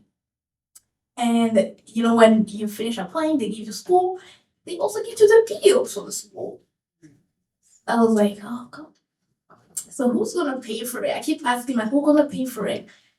I think that's where I started my advocating. I started advocating for myself. So I was like writing to the academic team. I was like, hi, I'm a new immigrant. Just came. I want to go to school, please. Are there any scholarships? Anything? Like, what can I do? Even if it's working, then going to school, I don't care. I didn't have a work permit, by the way. What can I do that way I can go to school? So I started advocating for myself. That's where I also met in her presence. Started advocating for myself, went to her presence, like, I really want to go to school. I don't want to go to adult education. I don't want to go back to high school. I know I can do it. Then I met a lot of people. This is when I say, yes, we advocate for other people, but I learned to advocate for other people because I advocated for myself. Everyone was like, you cannot do it. You cannot do it. And I was like, yes, I can do it. So I got scholarships. I got people who were sponsoring me, sponsoring my books, bought me a computer. And by that time, I was like, all right, school is paid for, but I have people who are looking at me being like, let's see if she can do it. So I took 6 classes because I did not have anything else to do. So like, school, how can I be busy the whole day without thinking about my life right now? 6 classes, my advisor was like, I don't think it's a good idea to take 6 classes. You're not going to be able to do it. I'm like, yeah, I'm going to take 6 classes and I'm going to pass. But throughout my whole time, and I don't think it's about SMCC, it's just about culture training. Throughout my whole time at SMCC, I finished those 6, every semester I would take 6 classes. Well, until I started working. I took 6 classes and I finished my 2 years in a year. did not have a transfer, did not have scholarship. And that's how I transferred here to Western. But all this to say that advocacy also start with yourself. Sometimes also not just like my story. Sometimes as you are, you get to experience racism in all forms and shapes. It's not just people being like, "Oh, you're black. No, I don't like you." It's being at a workplace and being like, "No, you cannot do it." Who says you can? You don't have the experience. You don't have the schooling. You cannot do it. Just advocating for yourself, standing up for yourself, because if you stand up for yourself, you'll be able to stand up for the people you're advocating for. But yeah, that's my.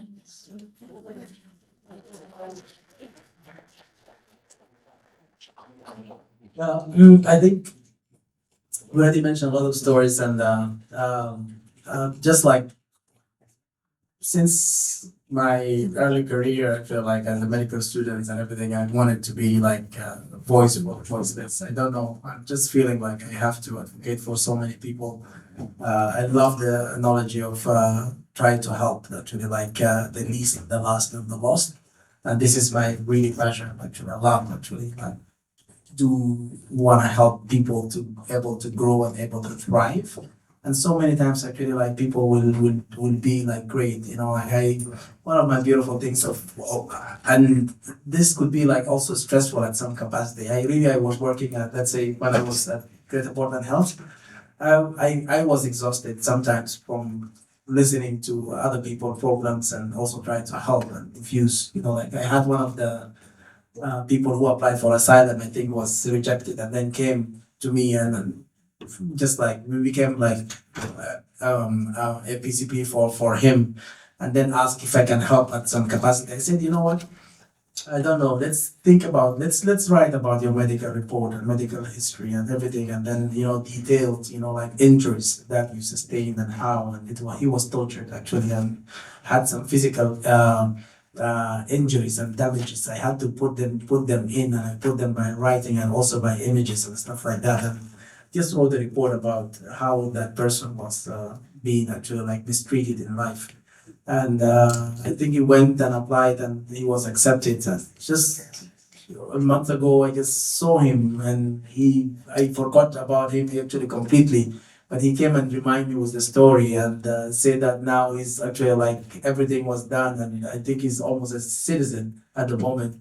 And he was so happy that I helped, and when he get that smile, I really like shed a tear. I don't know, just like remembering how hard it was at the time. And now actually he's like happy and he's like safe and he's like in a very good situation. His family is okay. It is the great achievement that I really, treasure deeply in my heart.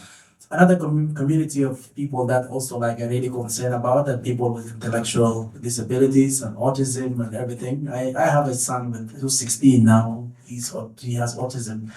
And it's really hard, sometimes to understand their mentality and everything, but also worried about their future and everything, and advocate and try to be a voice for them, this kind of, we need to really to treat people with compassion. And also try to help people like this one to be included in the community because so many times they are left outside. They cannot be there. If they come here and they make any sound, people will look weird at that person, at them, for example, in the church or whatever facility.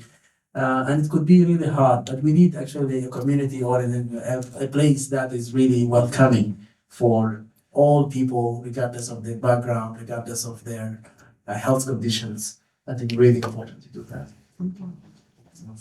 All right, so my last question before I see if there's any questions from the audience is, if you had a magic wand, you could change one thing about the healthcare system, either Maine or United States, what would that one change be? I'll start. All right.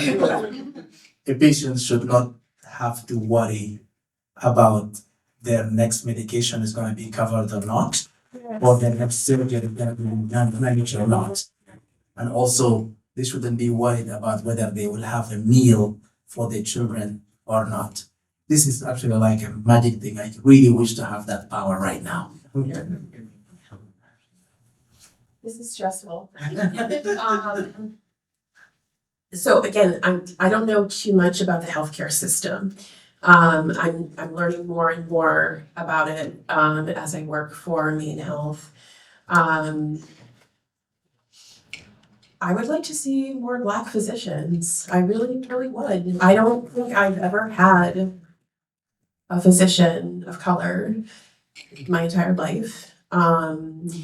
And I recently learned about pioneers in Black pioneers of medicine and healthcare, and people that I just didn't know existed. And I was never taught this. And so I think representation matters, and seeing someone who looks like you really makes a difference to inspire you to become a doctor. My daughter wants to be a vet. She's 9, and I'm like, okay, let's learn right now. Let's go through this process early. And I also really feel like the advances we've made in terms of having what do you call them? Like they're not called mannequins, but they're like in simulation almost to you. Yeah, where it was recently that there were mannequins or simulated mannequin bodies. But for patients, yeah. Yep. That had dark skin, right? So that you could tell if someone had a bruise or not with dark skin, or you could, when you're, giving birth, in terms of what, it looks like on darker skin, and like those things matter, and those are only recent developments. And so, yes, if I could wave that magical wand, that would be it, I guess. Somebody asked me 2 days ago, is healthcare in the US right? Oh, I was like, what? I was like, no. I feel like healthcare in the US should be a right, but it's not a right now, because it's more about what insurance do you have? Yeah. For me, like, where are you from? Language? Do you need an interpreter? All that stuff. So I think what I would change is I will make healthcare right, and I'll make it about your income, not make it about if you're from a rural or the city or where you're from. I'll just make it right for everyone. Yeah. All right, now we're see if any of you have any questions for the analysts.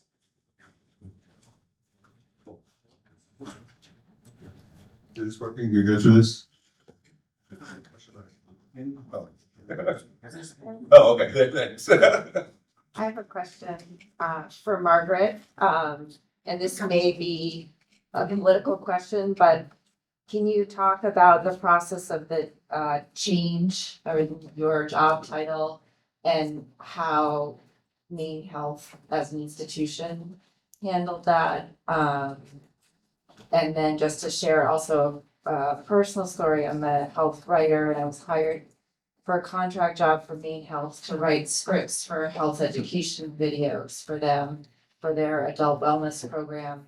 And they had a fair amount of money to do it, but they were like tone deaf to that we might need people that looked different than stick figures was what they initially wanted to do.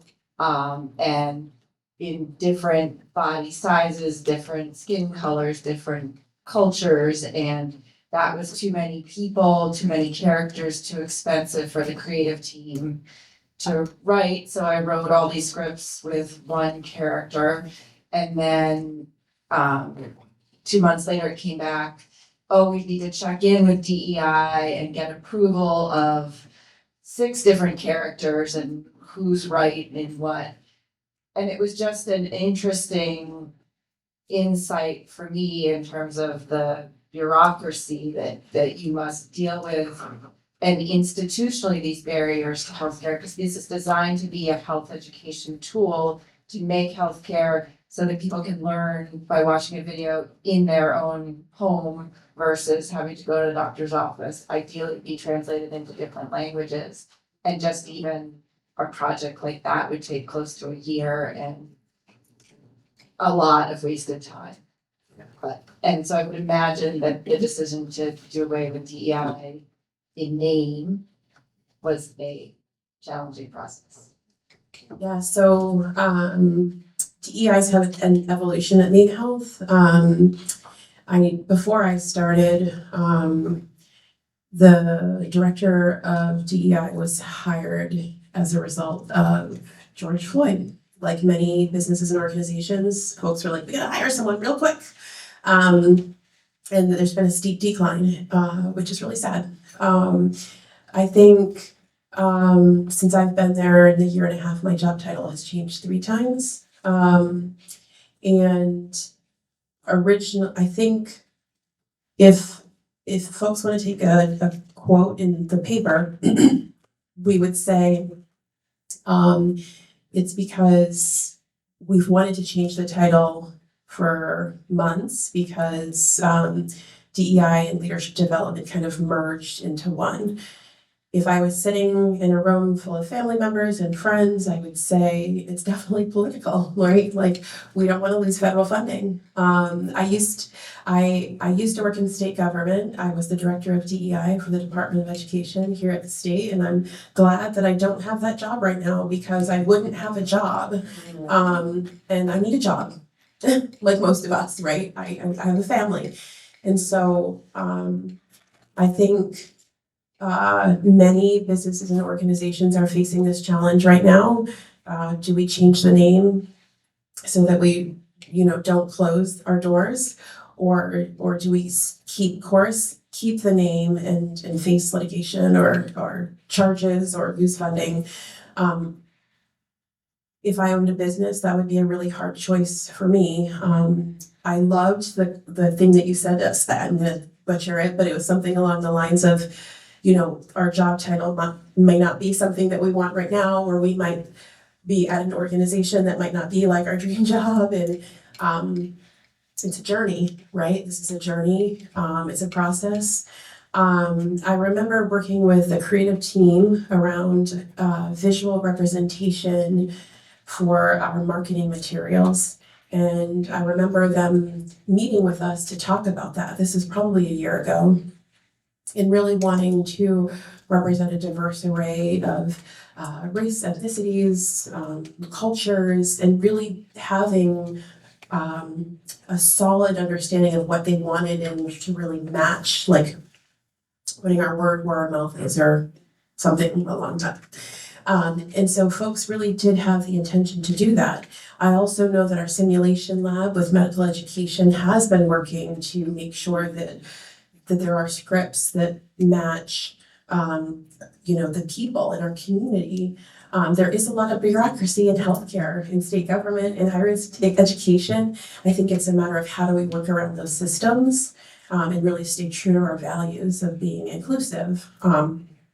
It's hard. I don't have all the answers, and Maine Health is huge. It's 23,000 people. I mean, we didn't even know we worked at Maine Health, and we're sitting here, we didn't know. We don't. And so, but I'm still I continue to say this day in and day out. Like, I'm trying really hard to stay optimistic, to say that we can make progress, and that we're going to keep moving forward. And I'd love to talk with you more. Has your job I think we're parked next to description each other, actually. Yeah. Has your job description changed? Like, has that? No. Yeah, just the title. No, my job description has not changed, and I'm kind of like, Is that good or bad? I don't know. I am a pretty literal person, where I look at my job description to say, like, am I matching my job description? Because come performance review time, I want to make sure that I'm matching my job description, and my job description still says DEI consultant, and so does my LinkedIn until I get a new job description. So,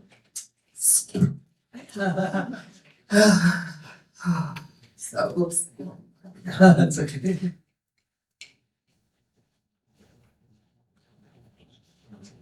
Hi, I'm a health teacher at King Middle here in Portland, and I was curious what you wished you learned about in health class from a racial equity perspective, and or also what you wish or think that the youth you work with would like to be learning about more. That's my question. What I wish I learned, I think As an immigrant, I would also love to learn the American system. Just the basics. Oh, red light, you do not cross. Yellow, you stop. Or you do this, you do not do this. And I think the youth that I work with would also love to. The youth I work with are kind of grew up here, but also are immigrants or immigrant families. So they just are confused about their culture and the culture here. It's so hard for them to merge. So I think they would love for their teachers to also encourage other students to learn about their classmates' culture, where they're from, but also for them to learn more about the American culture without deleting who they are as immigrants. Yeah, I think just learning all the cultures, not like from country to country, but like you African, so this and this, but you in America, hey, this is that, this is not that. I'm gonna give you an example. I used to not look people in the eyes because that's a sign of disrespect where I'm from. We do not look people in the eyes. And every time I'll speak, I'll be like, no, no, no. I'm like, what? Why are you not looking me in the eye? Like, you feel like you're guilty of something. But most of them don't know that.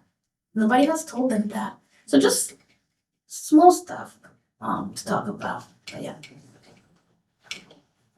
I don't work with youth anymore, but I think, when I learned about, I was like, did I learn about health? I don't even remember that far back. But I do remember, I would love to talk more about sexual diversity in healthcare. I heard you mentioned something about the client and not the client, you should say client, patient. And, being asked all these questions about your sexual health and the parent being in the room. And it would be really great to talk more about sexual diversity. And then, yes, global health, right? There's more to healthcare than just the American health system. So learning more about that too. I think it's my turn. Hi, my name's Jamaica, and I'm actually here just to serve the coffee, but I'm Not very just, not just to serve coffee, and I just wanted to say thank you. Sorry, I'm a very emotional person, but Me too. as a Black woman who lives in this community and unfortunately ends up at the doctors and hospitals a lot, like I live right in Parkside, so the amount of times I've had to walk myself to the ER and had very bad experiences. It makes me very hopeful and thankful to have gotten the chance to listen to you all and know that there are things being done and people that care. Because when you have to go to the ER by yourself, it's very hard to advocate after you've been turned away many times. So I just wanted to take a second and thank you.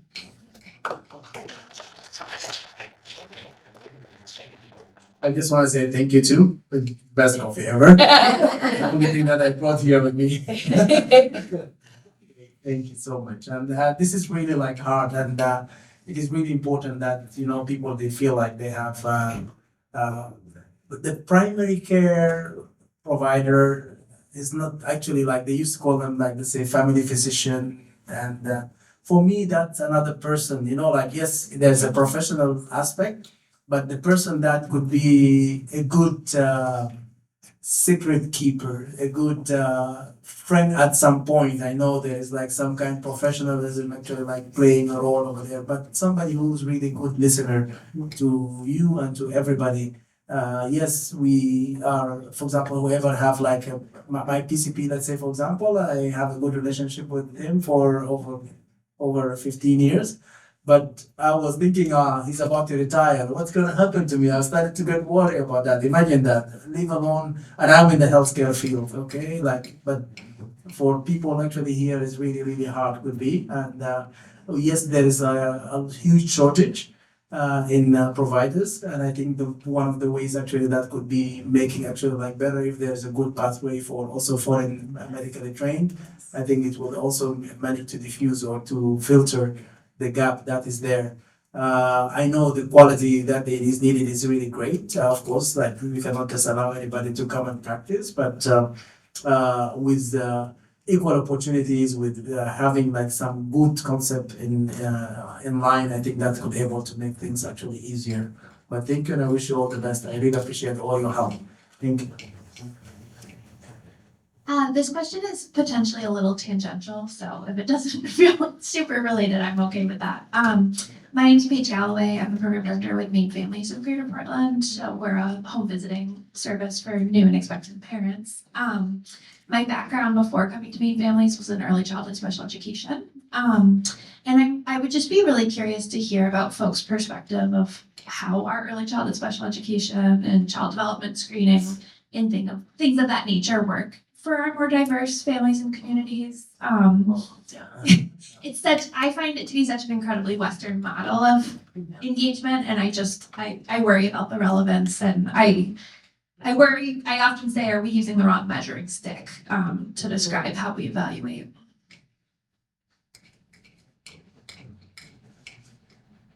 As a Black woman, I filter what I say often. And I have a personal story. I was like, oh yeah, I've never experienced racism. I'm like, I don't know why I said that. So when my daughter was 3, I'm not going to say where she was because it doesn't matter. I don't want to, it doesn't matter. She was flagged as a behavioral problem. She was the only child of color at this preschool.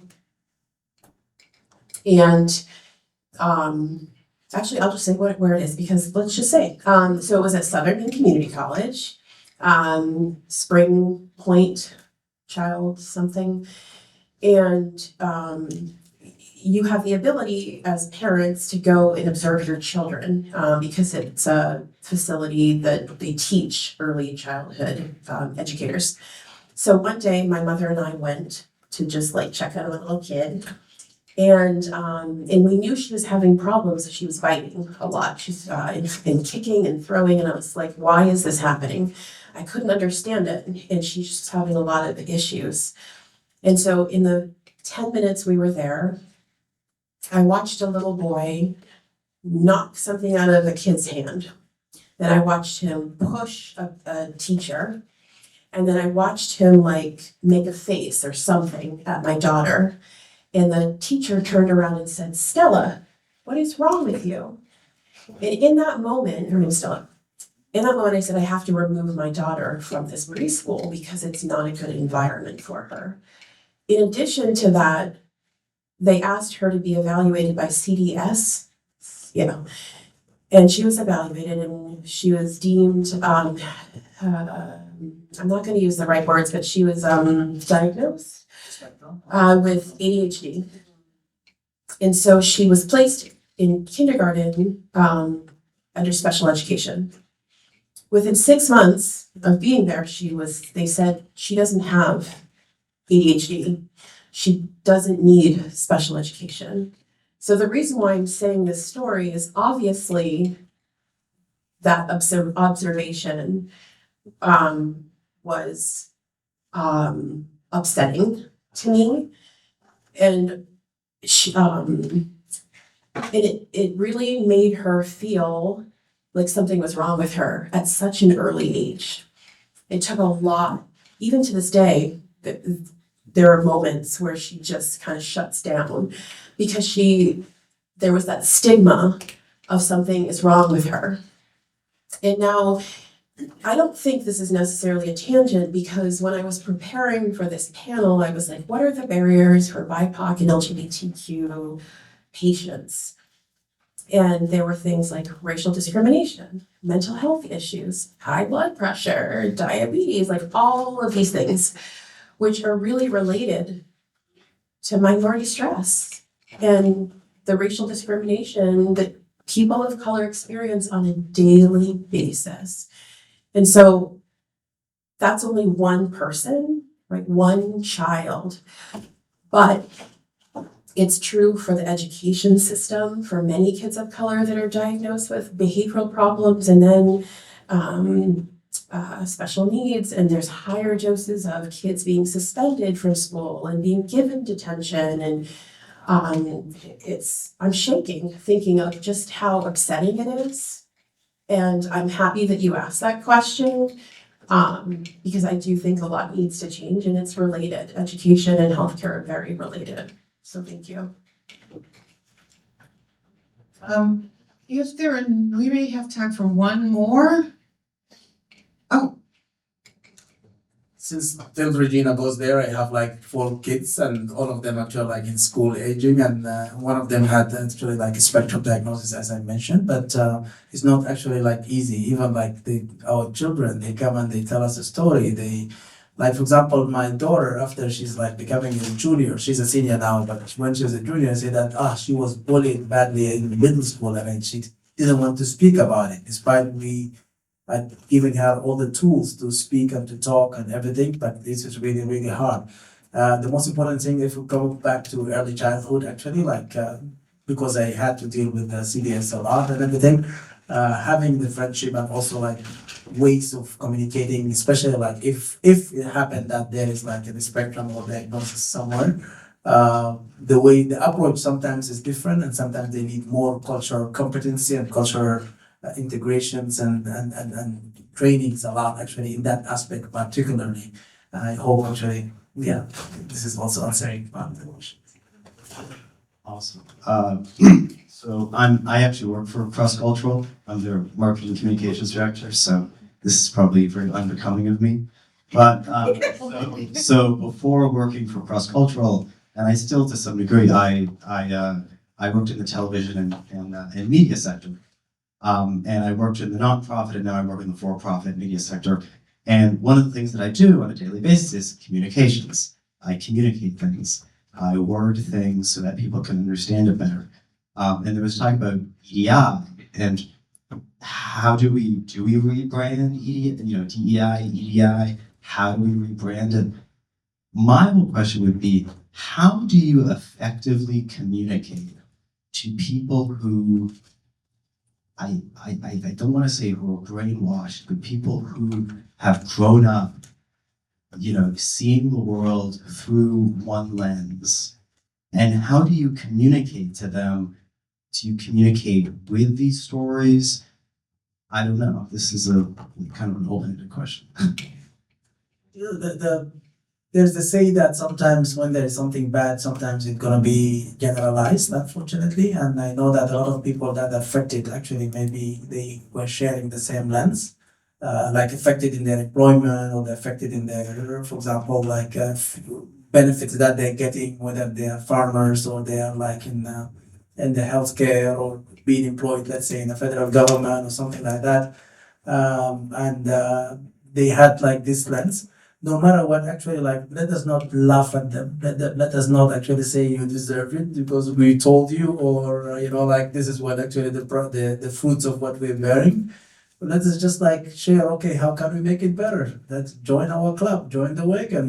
Can make some changes. It's okay to make a mistake in the past, but not good to continue the mistake. And whoever actually continuing and having the same, like aggression or behavior, it looks like the best reaction is really to keep let's do the gentle and soft voices with them, like let us not try to make it like tit for tat or something like that. It is not going to help us actually a lot, especially if they have like extra power. So this is just maybe my message. Can I answer it shortly? I think just makes me laugh because I'm a very annoying person. So for you to see something like you've been seeing, you no longer want to see in one event. I will learn how do you want to see it? I will speak your language while sending out my values. So I will just keep communicating what I want to communicate, but while also speaking how you want it to be communicated. You love it when I give facts, data. I'll bring that, but also the stories. I think bringing stories, personal stories, whatever stories you want to hear is good. But I think opening up our minds and also being very creative, there's a lot of perspective. Before you communicate somebody, know your audience and know how they want it to be communicated or how they really want to hear it. use that, but still standing up for what you want to say. Well, that is a great way to end this session. Thank you so much. My name is Leslie Hill. I am a participant with Regina on a couple of projects, and it has been a delight, and so thank you for inviting me to facilitate here. For a half sheet to this, because she knows that as a former retired faculty member at Bates College, one of the things I taught was gender politics and gender studies. And so the idea of the prospect of being able to revisit the notion of racial reproductive justice was very important to me. Thank you. Appreciate it. So the introductions. Let's see. These are kind of long, and if you don't mind, I didn't even abbreviate them, and you will say more, but then you would want this audience to know if that's okay. Arundhey Kruger was one of the students that banded together at Bowdoin College, rival institution. To shape what eventually became known as Speak About It. His neuroscience major saw him examining learning and memory, along with hormones and behavior. These seemingly disparate parts of his background mixed with his deep love for facilitating difficult discussions and has served him well working with young folks trying to better understand the complexities of intimacy. His experiences helped to inform his 2018 TEDx talk about redefining masculinity and the importance of vulnerability in the process. Nuna Gleason. Nuna is a cultural doula, holistic healer, and passionate advocate for reproductive justice and community empowerment. Through her In Her Presence organization doula program, she coordinates cultural doula pairings with mentors to ensure that marginalized birthing individuals receive culturally responsive and compassionate care. As executive director at Wounded Healers International, Nuna leads initiatives to end cycles of sexual violence while equipping African women and girls with the tools and leadership skills needed to drive transformative change. In addition, Nuna is founder and teacher of the Maine Afro Yoga Project, where she integrates traditional African yoga and movement practices into community wellness programs, nurturing physical, mental, and emotional resilience while celebrating cultural heritage. Nuna has a deep commitment to dismantling systemic barriers, fostering inclusive care, and building healing communities. When she is not working, you will find Nuna dancing with her babies, Awadi and partner Tyler. And so Awadi's over here dancing right now. Olivia Pennington. Olivia, she, her pronouns, is the Director of Advocacy and Community Engagement at Maine Family Planning, Maine's largest network of sexual and reproductive health care providers.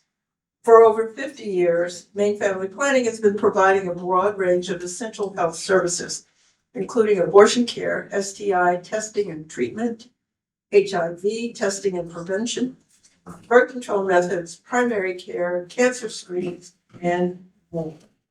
Additionally, Olivia is a full spectrum doula, accompanying folks on their reproductive journeys and through pregnancy, regardless of how that pregnancy ends. She works with the In Her Presence doula program, learning from cultural doulas to support her pregnant and birthing neighbor. Welcome to all of you. Thank you. If you don't mind, I want to take about a 2-minute intervention here. When I was asked to facilitate this panel on reproductive justice, I remembered something that I used as kind of a framework for helping my students and I talk about reproductive justice. And I pulled a concept from a group, an activist group called Sister Song. I figured you would know it. That defines reproductive justice as the human right to maintain personal bodily autonomy, have children, not have children, and parent the children we have in safe and sustainable communities. What I love about this is that it launches from a human rights framework. It names the problems as oppression, indeed as intersected oppressions, but it also provides the outline of a vision for how to create a just future for human reproduction. So with that, I'm going to say, I'll begin. How we start? Arundi? Let's see what happens. Yeah, okay. Well, they have prepared some questions to respond to. And so why don't we get started there? Sure. All right. So initially, it's helpful to think about the messages we receive about who is worthy of care within the frameworks that each of you are operating in. What kind of messages are out there, are just kind of normalized in the air about who's worthy of care? Sure. Yeah, I'm happy to start. So I think I do a lot of prevention education with Speak About It. And so I'm thinking a lot about how young folks are getting, everyone can hear me okay, right? I move around a lot, so if I move too far away from the mic, or if I start talking too fast, please let me know, just like give me a sign. So I do a lot of talking about how young folks are thinking about sex and sexuality, intimacy, how they're coming to understand themselves and their interactions with other people. And I think media is like a big place that people are learning a lot. And I even think like the places where they're supposed to be getting good education, fails them, right? And so like media, I can do I literally have a presentation on media literacy, right? So we can talk more about that if you want. But the thing that we don't really think a lot about is the ways in which our textbooks, right, and our classes and things like that are really homogenous and are not necessarily very rooted in any type of diversity, right? So if you think back to being in a health class and you open the health book and are looking at a picture of a body, it's usually kind of like a slim, like able-bodied, like white person that you're seeing there. Right. And so like if any person of color were to open that book and try to figure out, all right, what type of, what is normal, right? What should I be looking like? They're not going to really see themselves represented, right? There's going to be a lot of things that are, if something presents, like a red dot, right, a red patch or something on skin, you might not see it as much on darker skin, right? And so if that's information we're getting, we're not really seeing ourselves very well represented. And then when we're looking at doctors and care providers, right, they're not getting anything other than that. They're getting a lot of those same textbooks. And so really right from the beginning, it's teaching us like, oh, this system isn't really made for me. Like I can't really find the help that I need for myself. And the folks that are there aren't really necessarily going to be able to help me. They don't really know what this looks like or presents as for me. And so I think that's like one of the really big ones. And then lastly, I think bring in like queer voices and things into the space. I think that like as soon as anyone is gender non-conforming in any way, or as soon as someone is any type of step outside of like what the quote unquote biological norms are supposed to be, there's really kind of no conversation about how do we look at that and talk about that. Even something as simple as how do you want me to refer to different parts of your body, right? That a lot of times providers aren't asking those questions. And so people are having a really difficult time like talking about like someone that might be experiencing some form of like gender dysphoria, so they don't really feel it in alignment with their own gender, or someone is in the process of transitioning, they don't necessarily have the openness to, and not openness that they don't want to talk about, openness from the doctor or the provider to be able to talk about like, hey, this is what this part of my body is doing right now, because they don't want to like be told, no, that's not what you should call that, right? Or like that's like, or something that becomes triggering for them. So I think, maybe I'll stop for there. Make sure you all have time to answer as well. I think there are so many different ways that patients can internalize these messages. And that, Aronde is absolutely right that some of these messages start in medical training, right? When providers are getting their education, they are not getting the full breadth of what they need to serve their patients correctly. So whether that's just like, not having cultural competency, not seeing different bodies in textbooks, or how often medical textbooks will present being Black as a risk factor, when in fact racism is the risk factor, right? Racism from providers is the risk factor, but that gets reinforced in their training and it becomes a reality. I think right now something I'm going to talk about is the messages that folks are receiving, who may not have legal status here in the US or who may be immigrants. The fear of ICE, the fear of policing, the fear of healthcare workers as cops runs really deep. And so folks are getting this message, right, that not only are they not welcome in this country, but that they are not safe in a doctor's office. And even down to the points of like, you know, you're not really eligible for full main care if you don't have legal status, right? So that's again sending a message that you are not entitled to the full range of healthcare unless it's an emergency, right? Folks get emergency only healthcare. At Maine Family Planning, we of course are proud to provide care to folks regardless of their insurance status. They can be uninsured and come in and not pay a penny if that's what they need. And we see folks regardless of their immigration status. We are fiercely defensive of our patients and their right to privacy and their safety. You know, we are very rarely asking folks for their legal status, and if we are very careful about how that's recorded. And you know, we will do everything up to and including legal action to ensure that our patients and their records are protected. We try to send that message really clearly. We're never going to call ICE on a patient. We're never going to report them. But again, a lot of folks don't know that, and they have reason to not trust their healthcare providers because this happens so commonly. And I'm really thankful to our keynote speaker who sort of situated us in the history of reproductive care as being experimental on enslaved women, right? So that messaging continues to be given to providers, right? And like that continues to impact folks when they're receiving care, whether or not they're receiving the correct level of pain management, because this myth that Black women don't experience pain is so deeply ingrained in our society. And I think, the last piece I want to make sure we talk about is like when healthcare providers don't have adequate language interpretation in their health centers, that sends a message of what kind of care you are deserving of, what level of care you are deserving of. When we try to get patients in and out of hospitals as quickly as possible, when we try to get them in and out of appointments as quickly as possible, and we don't want to be bothered with slowing down and making sure that folks really understand what's being said, making sure they have the resources to go home with that are in a language that they understand so that they have the appropriate post-care support. It's really important. I doulaed a birth for a woman last year who, the interpretation support she received was just abominable.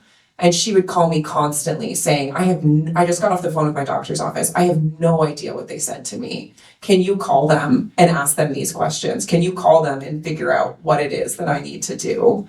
There are so many levels where folks are receiving this message that they are or are not worthy of care, and so many places where we really can be stepping up our game and ensuring that folks are receiving compassionate, culturally competent healthcare.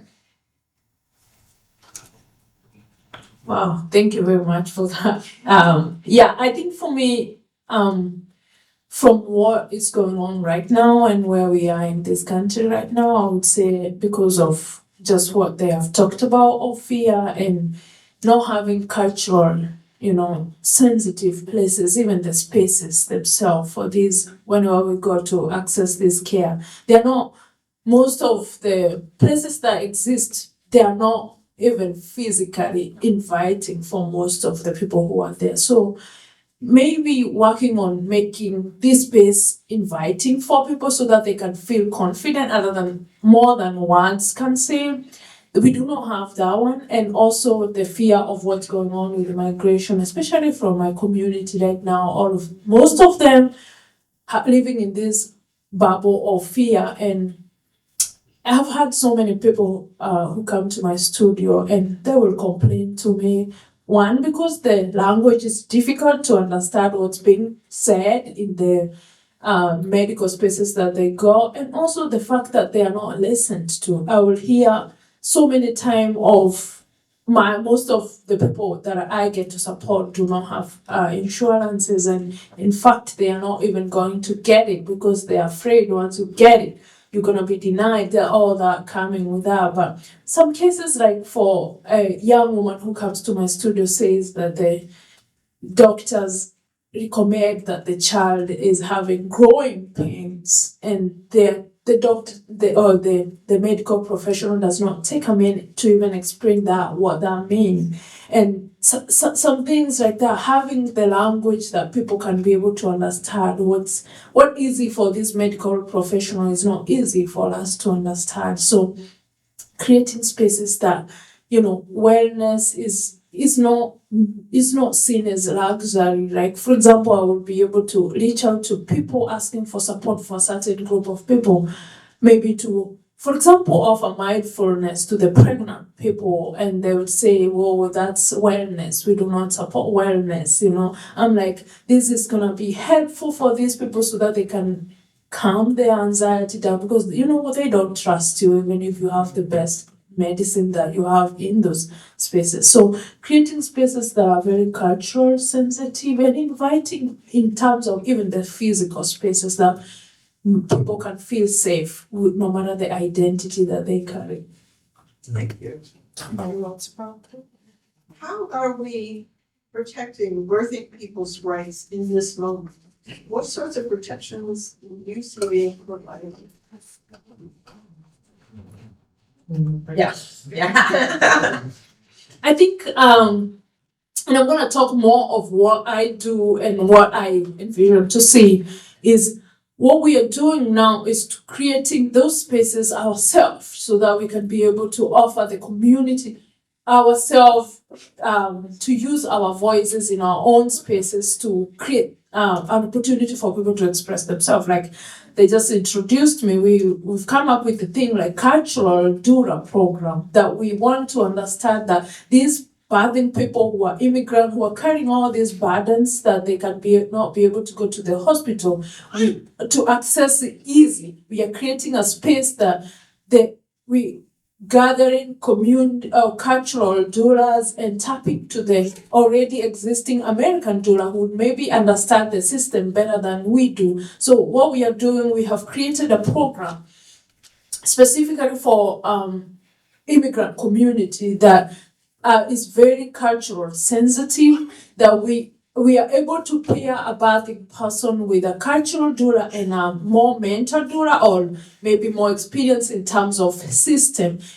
And we are able to pair them so that when this person is going through the process when they are pregnant, they have both support. Me as a cultural doula, I still don't understand the system of this country. So I need somebody else who maybe have a more knowledge of what's going on or what are they talking about. And just briefly, I was introduced to doula when I was pregnant with Zawadi. And I didn't know what that was. And I was like, when they said, "Do you have a doula?" And I was like, "What's a doula?" And I went to my gyna during the appointment and I asked her, "What's a doula?" And she was like, "It's emotional support." And she said, and I don't think she meant badly, she said, "And you do not really need that doula, because they will provide the support that we are providing here." So to me, I didn't need the doula when I left that office. And I had all the thoughts of like, oh, that's another extra cost. So why do I need that? Is a competition with my doctor? Like, what's up with that? And then when I was introduced to the word doula came up. And in her presence, where I coordinate, they were starting a project to train. And because I was pregnant, they said, "Oh, do you want to be a doula?" I was like, my doctor said I don't need a doula. So I don't know why I need to take time to learning how to do it. And I got a doula who happens to be American and white. And as much as she did not understand the cultural part, it felt very good for me to go through the whole process, So she really fought for me when they are telling me. I thought I understand English and I thought I can figure out what the doctors are talking about. But when I go to those medical appointments, they're speaking English that I feel like it's like they are not speaking the language that I have an idea of what they're talking about. And during my birth, they were asking me questions. "Oh, sign this document. Oh, you need to do this. You need to." I'm like, "What? Do you need this? Do you need this kind of medication, or do you need, I do not know what I need at that moment. And because also the fear of like, these people know what they are doing, I'm just gonna follow up, or what they're gonna say yes to everything that they're saying, not knowing most of them, they will do what works for them and not what work for me. And having a doula helped me understand and see what I would have missed. Otherwise, I would have gone sign all the document, but she was able to pause and explain to me in the language that I can be able to understand. So with that experience, I left there knowing that my community, especially those who do not speak English, needed that more than I thought I needed it. And when I left that process, I was ready to create this program that I will be able to have people speaking different languages and helping people to get that. And that's how we are doing to pattern to peer cultural doula. We have 16 of them, and American doulas who have more experience in terms of system, so that we can be able to support our community. So yeah. Thank you. And making sure for everyone to have the full information, will you say a little bit more too about like what you mean with the expression cultural doula? So cultural doula are people who, number one, are not born here in this country. We are coming from different cultures, especially outside the United States, where we're coming from, birth is done very differently from here. And so the cultural doula are the people who support the wellness, the emotional support for the person who is going through birth in, number one, the language that we understand, and also how our body behave, or how we have given birth before in other countries, helping us to get to this level of this American way of having babies. Thank you. Yeah, thank you, Marina. That's really helpful. And like, I always think it's when we talk about doula work with folks, it's like always helpful to get into the science a little bit of the hormones that progress labor exist in a feedback loop with adrenaline. So when folks are feeling unsafe, when folks are feeling stressed out, when folks are feeling on edge, that will literally slow the process of labor and make things more complicated. So one way that we can protect the health of birthing people is to ensure that they have doula support. They have somebody there who is entirely on their team, making sure that they understand the choices being presented to them, and that they have the time and resources to make the decision that's right for them, their families, and their bodies, and that decision is respected.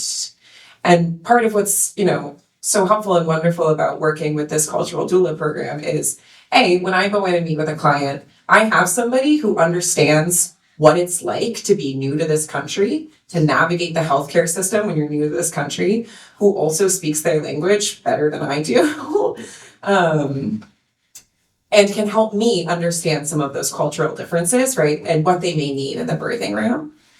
And what's helpful for us as, like US born American doulas, especially those of us who are white, is our voice is heard differently in the birthing room.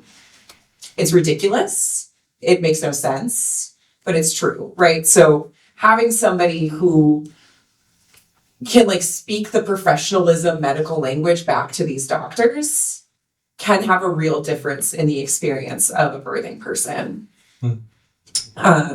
It shouldn't be that way, but it is.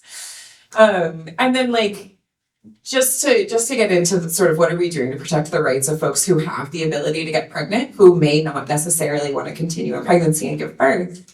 I want to just sort of give an overview of what the reproductive laws in Maine are.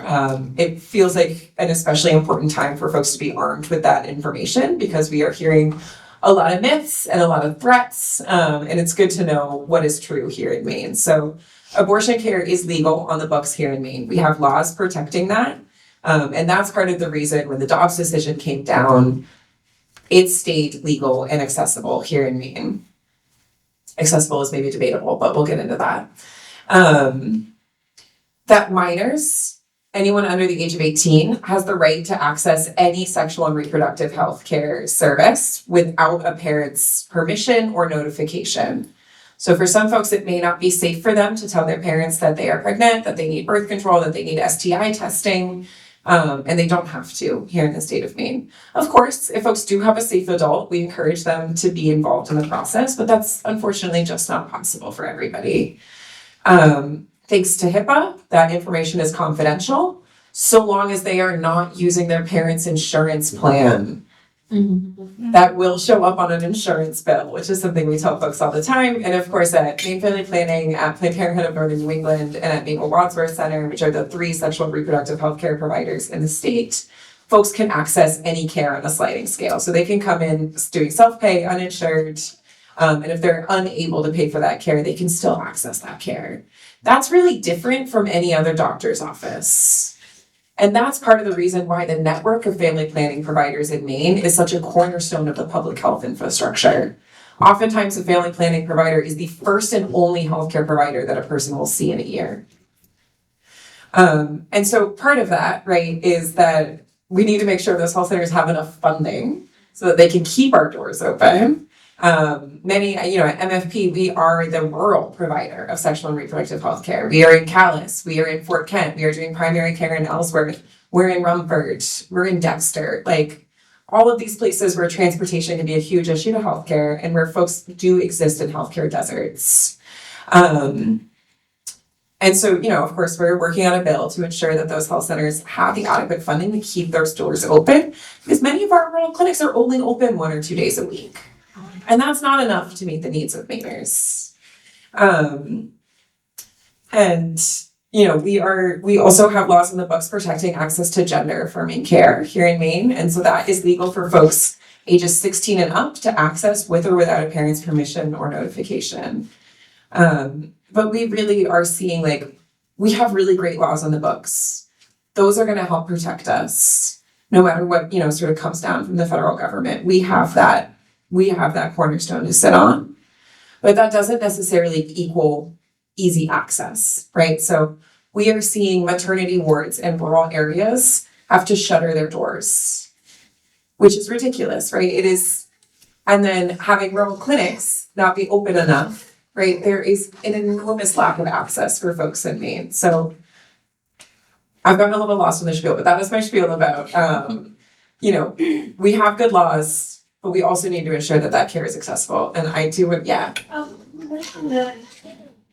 Read when the Dobbs decision came down, that's changing that we have law. Wasn't the Dobbs federal legislation? The Dobbs is a Supreme Court decision. So it's different than federal legislation. So what the Dobbs decision did was removed the protected constitutional right to access abortion care, and it came down to state laws. So there are several states throughout the country where they had trigger laws in place. So as soon as Dobbs came down, abortion immediately became completely illegal. The one thing that I first mentioned that I do want to bring up is that we are also really lucky to have a law in the books here in Maine that MaineCare will cover all reproductive health care, including abortion care, and including gender affirming care. So that is one way to ensure that folks have access to that, whether or not they, make a certain amount of money. Yeah. And then real fast, I want to make sure, and I'm gonna try to tie in some things that both of you said. So, of course. So Speak About It does primary prevention work. And so we've got kind of a really interesting spread, different points in this journey. And so looking at kind of what's happening kind of on the front end and before any type of pregnancy or things like that are happening. I think that 2 things that Speak About It talks and thinks a lot about are language and confidence, right? That's we want to give you honest, accurate information and want to give you that language and then the confidence to use those tools and to advocate for yourself. So looking on the educational side, I think that some of it is really important to make sure, I think in some of what you were talking about, Nuna, is that we use all of these different terms for folks and we don't have any critical understanding, how do I use this in practice? What does this mean? What does this look like? And it's really hard to ask people to make responsible, healthy decisions for themselves if they don't know what that looks like or means, right? And so it becomes really, really important to make sure that in our sex ed contexts that we're having honest, open dialogue. We talk a lot, we speak about it, about doing values-based sex ed, and what that means is we want to give honest, accurate information, and then encourage you to go back into your own circles, right? So figure out, what does this mean for myself? What does it mean for my family, for my community, for my religion, all of that, and really have those conversations and think critically about what that web together looks like. And that kind of brings me to my next thing about, I think consent education is really important, and that's specifically what Speak About It does. It's not just is important for like sexual intimate contexts, but it's critically important for medical contexts, right? Making sure that you're asking the questions and getting the information that you need to feel confident to consent to the thing that is happening, right? To make sure that like if this thing doesn't seem right, doesn't seem fair, doesn't seem like it is what you need for safety in the moment, being able to talk about that and advocate for that becomes really, really important. And especially folks with marginalized identities or histories of trauma, we spend so much time just trying to survive that we can't even imagine what it's like to thrive, that like we can't even really imagine what it's like to actually be in a situation where we can advocate for ourselves and be heard. And so making sure that we're giving an opportunity for people to learn what does that mean and sound like and look like becomes really, really important. I took notes on my arm. I'm very professional. Checking my notes, make sure I get 12 points. Education advice. Oh, and then the other part is that that self-advocacy piece, right? So if you look through a lot of different metrics around like sexual health, a lot of times what people talk about are some things around like delay of first intercourse, sexual autonomy. So do I feel like I'm in control of my sexual choices? And sexual relatedness, do I feel like I have a connection with the people that I'm engaging with?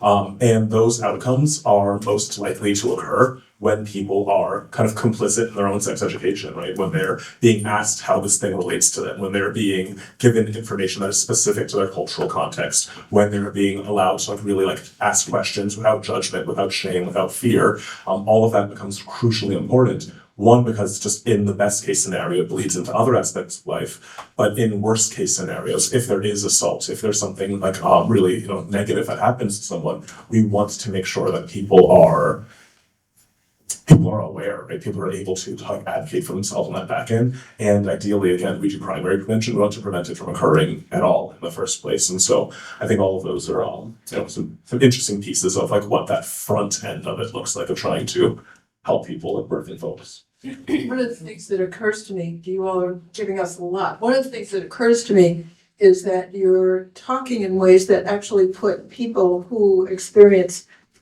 the oppressions at the center of your thinking about how to redo the kind of care you want to provide. I think that's a critical piece for beginning to undo the oppressions. Yeah. We have a few more questions. I want to make sure we get to some of them. I know we've covered doulas a bit, but we can get back to that. But I want to ask about, you mentioned resources earlier, and the conversation about what's available in Maine. So what are some great local and state resources, and what are some that people should really avoid?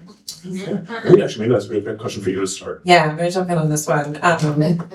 With like good news and bad news, right? So the good news is we have a really strong network of sexual and reproductive healthcare providers here in the state of Maine. When we think about SRH care, sexual and reproductive health care, and we think about freestanding clinics, right? So folks who are not hospital systems, that's most often where folks are receiving their sexual and reproductive health care. And so we have 3 of those providers here in Maine. We have Planned Parenthood of Northern New England.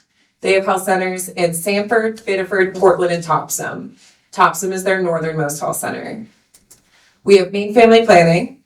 We operate 18 health centers across the state, from Lewiston to Fort Kent, Norway to Calais. And we also, as of last year, are operating a mobile medical unit. So we are actually able to get out in the community and meet folks literally where they're at, because we know that there are a lot of folks who are not going to be able to get into a brick and mortar clinic, right? Especially like folks who are unhoused, folks who are using drugs, folks who have been marginalized by the like mainstream medical system, and may have mistrust. We have a lot of trust with those communities because of the kind of care that we provide, and because we are so dedicated to being low barrier and stigma free. And then we also have the Mabel Wadsworth Center, which is a feminist independent health center serving the Bangor area. They are the northernmost aspiration abortion provider. So this is like, we're getting into the lingo here a little bit, folks. When it comes to abortion care, there are 2 different types that are widely available in Maine. You have medication abortion, which can be taken in clinic or at home. You can access that by telehealth. You can have those pills mailed straight to your house. The thing about medication abortion is it's not the right option for everyone for a variety of reasons. It may not be safe for folks to pass a pregnancy in their own homes. They may just not want to take pills. They may want to walk into a clinic pregnant and walk out unpregnant. So reasonable. And medication abortion is approved to be effective in the US up to 11 weeks of gestation. So that is 11 weeks after the first day of somebody's last period, not 11 weeks since they had the sex that made them pregnant, right? Aspiration abortion is done in clinic. There are only 3 towns where you can access that in Maine: Bangor, Augusta, and Portland. So if you are beyond 11 weeks, you need an in-clinic procedure. That's just like good for everybody to know, so that when you have folks in your life who need to access abortion care, you know. So thinking about Maples being the northernmost aspiration provider, it's kind of alarming, right? Like there's a lot of Maine north of Bangor. But the original reason I want to talk about this, right, is like those are the 3 sexual reproductive healthcare providers in the state. If you see a clinic claiming to be some kind of pregnancy support clinic, and it is not one of those 3, they are most likely not a real healthcare clinic. So unfortunately, we are plagued with what we call anti-abortion centers or fake clinics. You may also hear them called crisis pregnancy centers. We have one right here in Portland, ABBA, a women's resource center.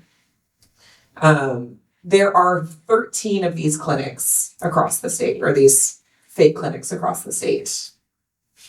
They do not have licensed healthcare providers on staff. They are not bound by the confidentiality of HIPAA. And they often lure low-income folks into their centers. I'm so used to saying clinics and health centers. They often lure low-income folks in by offering things like free ultrasounds, free pregnancy tests, free formula, free diapers. This is incredibly predatory.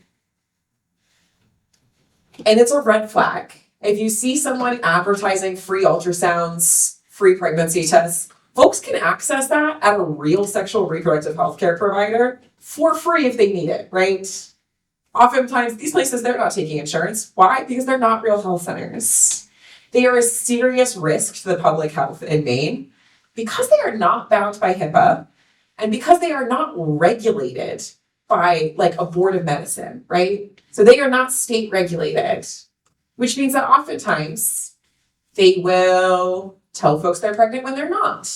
They will tell folks they tested positive for syphilis when they did not. They will take the emergency contact on your intake form, call that person and say, so-and-so is considering an abortion. You need to talk them out of it. It is horrendous. It is dangerous. And it is really important that folks know that these exist. Not to like be like, this is all a conspiracy, right? But what's alarming is because of those free resources that they are providing, oftentimes folks who get involved with the Office of Child and Family Services will be required to take parenting classes at these fake clinics, or they will be referred to these fake clinics so that they can get diapers because they're low income. There are other ways that folks can get access to those resources. And what we need to be doing is ensuring that folks know what are the real resources that they can get. Maine Families, an incredible program. You can get diapers probably from your Maine Families home visitor. You can talk to your Maine Families home visitor about development, about getting formula, about nutrition, right? About parenting. You don't need to be going into one of these incredibly dangerous places. So just like, in terms of resources that exist for sexual reproductive health care, you have real, very trusted providers, and you have places to look out for. So it's just important for folks to know, to make sure that you're steering folks away from those places. Can I just ask a really naive question, because I have no idea about that? What is the point? Like, are there religious affiliations? Is it politically driven? Like, what's their end goal? Yeah, oftentimes they are religiously connected. So again, also very dangerous place for LGBTQ folks to be entering. And they are like, explicitly anti-abortion, right? So it may be hidden on their website that they say they do not provide or refer for abortion care. But they are trying to coerce and manipulate people into carrying pregnancies, and to shame people for being sexually active, which is incredibly normal, to try to control and manipulate folks in their behavior. Can I ask just a clarifying question? Sorry, did you say that the Office of Child and Family Services will send people to parenting classes at these places? Okay, so I work with Maine CDC, so I'll take a look into that because that doesn't sound right to me. And then I just wanted to mention that also Maine CDC has public health nurses that do maternal child health care visits also. So people can reach out to cradleme.org and they can get a referral. So that's another resource. Then Jonas, do you want to go first, or do you want me to? Okay. Cool. I got a bunch of thoughts, and I have paper now, so I'm not marking on my flesh what my connecting thread was. Maybe I'll start with, I might go do some general stuff and then get some specific places. So I think, generally speaking, it's maybe important to talk about how do I tell, right? How do I evaluate what's a good resource and what's a bad resource? You may not be able to remember all the things that we say here, and so I think giving you some tools to be able to evaluate feels important.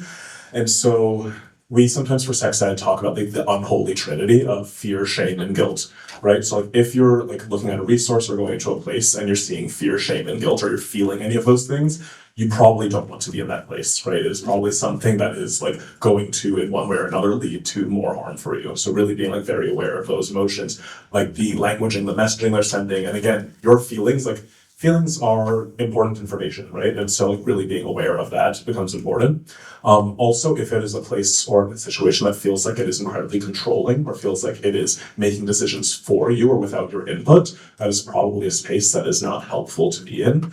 And then if we're looking at, I think a lot of times we as a society focus on red flags. And so we know what we're avoiding, but we don't know what we want more of. And so wanting to look at what are the green flags. So we really want to look for things that are honest and open to conversation. And part of that honesty is also being able to say, if you're like, hey, where'd you get that information, right? Or tell me more about that. They will give you a source, right? They will tell you where that came from. They're not going to avoid or jump around from things. They'll actually engage with you on it. You want to make sure that they're feeling kind and inclusive. And I think, again, a space where you feel confident bringing whatever your questions are to them is critical. So you might be sitting there thinking, how do I know what my questions are? What are the things that are important? I'm glad you asked, I will tell you. So I think what we think about from there then is kind of having a series of different conversations, right? I think there's conversations with ourselves. It's really important to think about what are my wants? What are my needs? Where are those the same thing and where are those different things, right? And then really making sure that as we're finding resources, those needs have to be tended to, right? And ideally, you will have a bunch of your wants tended to as well, but really being able to kind of prioritize and make sure that you're getting those needs tended to is really crucial. And sometimes if you want something badly enough, it feels like a need, right? So really being able to think through it, maybe even talk to someone else about how do I figure out what those are is important. So relatedly, talking to other people and their experiences, we are a social species and we learn a lot from one another. So don't hesitate to talk to other folks and hear what other people's wants and needs are. How do they figure those things out for themselves, right? Some of those tools might be applicable. And then taking all of that, once you know what those wants and those needs are, you're asking yourself these questions and your trusted sources. Ask your healthcare providers, right? Ask the people giving these resources. If they're not able to answer your questions or speak to those things that are important to you, that is a space that you leave, right? That is when it is important to go and find another space. We are in Maine, which is not the most resourced environment, right? So that can be really hard and scary to the idea of walking out. But I think it is really important. It can also be really hard and scary to force yourself to go to a place that does not see and respect your identity, right? And so it becomes crucially important to really take a pause and check in with some of these resources that we're talking about. Some of those places that I would think of, and again, this is mostly on the prevention side on the front end, but have some resources kind of throughout the process. The Violence Prevention Network is a coalition of different violence prevention groups in Portland. Speak About It is a part of that. And so I would say that is a good thing to just look up if you can only remember one name. The Violence Prevention Network might be helpful. Within that, I think MFP obviously hugely helpful. SARSM is great and does a lot of educational things. There's sexual assault.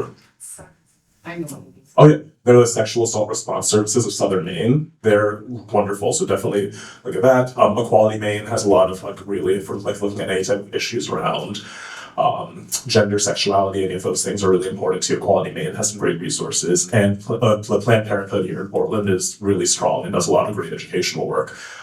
Not to plug Speak About It, but to plug Speak About It, we work with all of these places, and so again, if you can only think of one name, like we are a good hub to kind of get you connected to the different resources that might be helpful for you. And then I think my last thing, is parents and caregivers. I think that like one of my favorite programs we do for Speak About It is our parent and caregiver training. I think it becomes really, really, really, really important to make sure that we are allowing the folks that are having kids and raising kids an opportunity to learn and grow. Like there's this like weird expectation that like, oh, you have a kid, you'll figure it out, right? Like your instincts will kick in. And it's just not that simple, right? But like everyone needs help and needs training. And so really making sure that we are finding ways to enhance that experience, like not just during pregnancy, like as like doulas, are helpful with, but really after the fact, really giving some tools on how do we have a healthy family, like how do we keep ourselves healthy as we're caring for young people, and how do we keep those young people and those families safe and healthy. Does that make sense? Okay, I was going live, just making sure. Cool.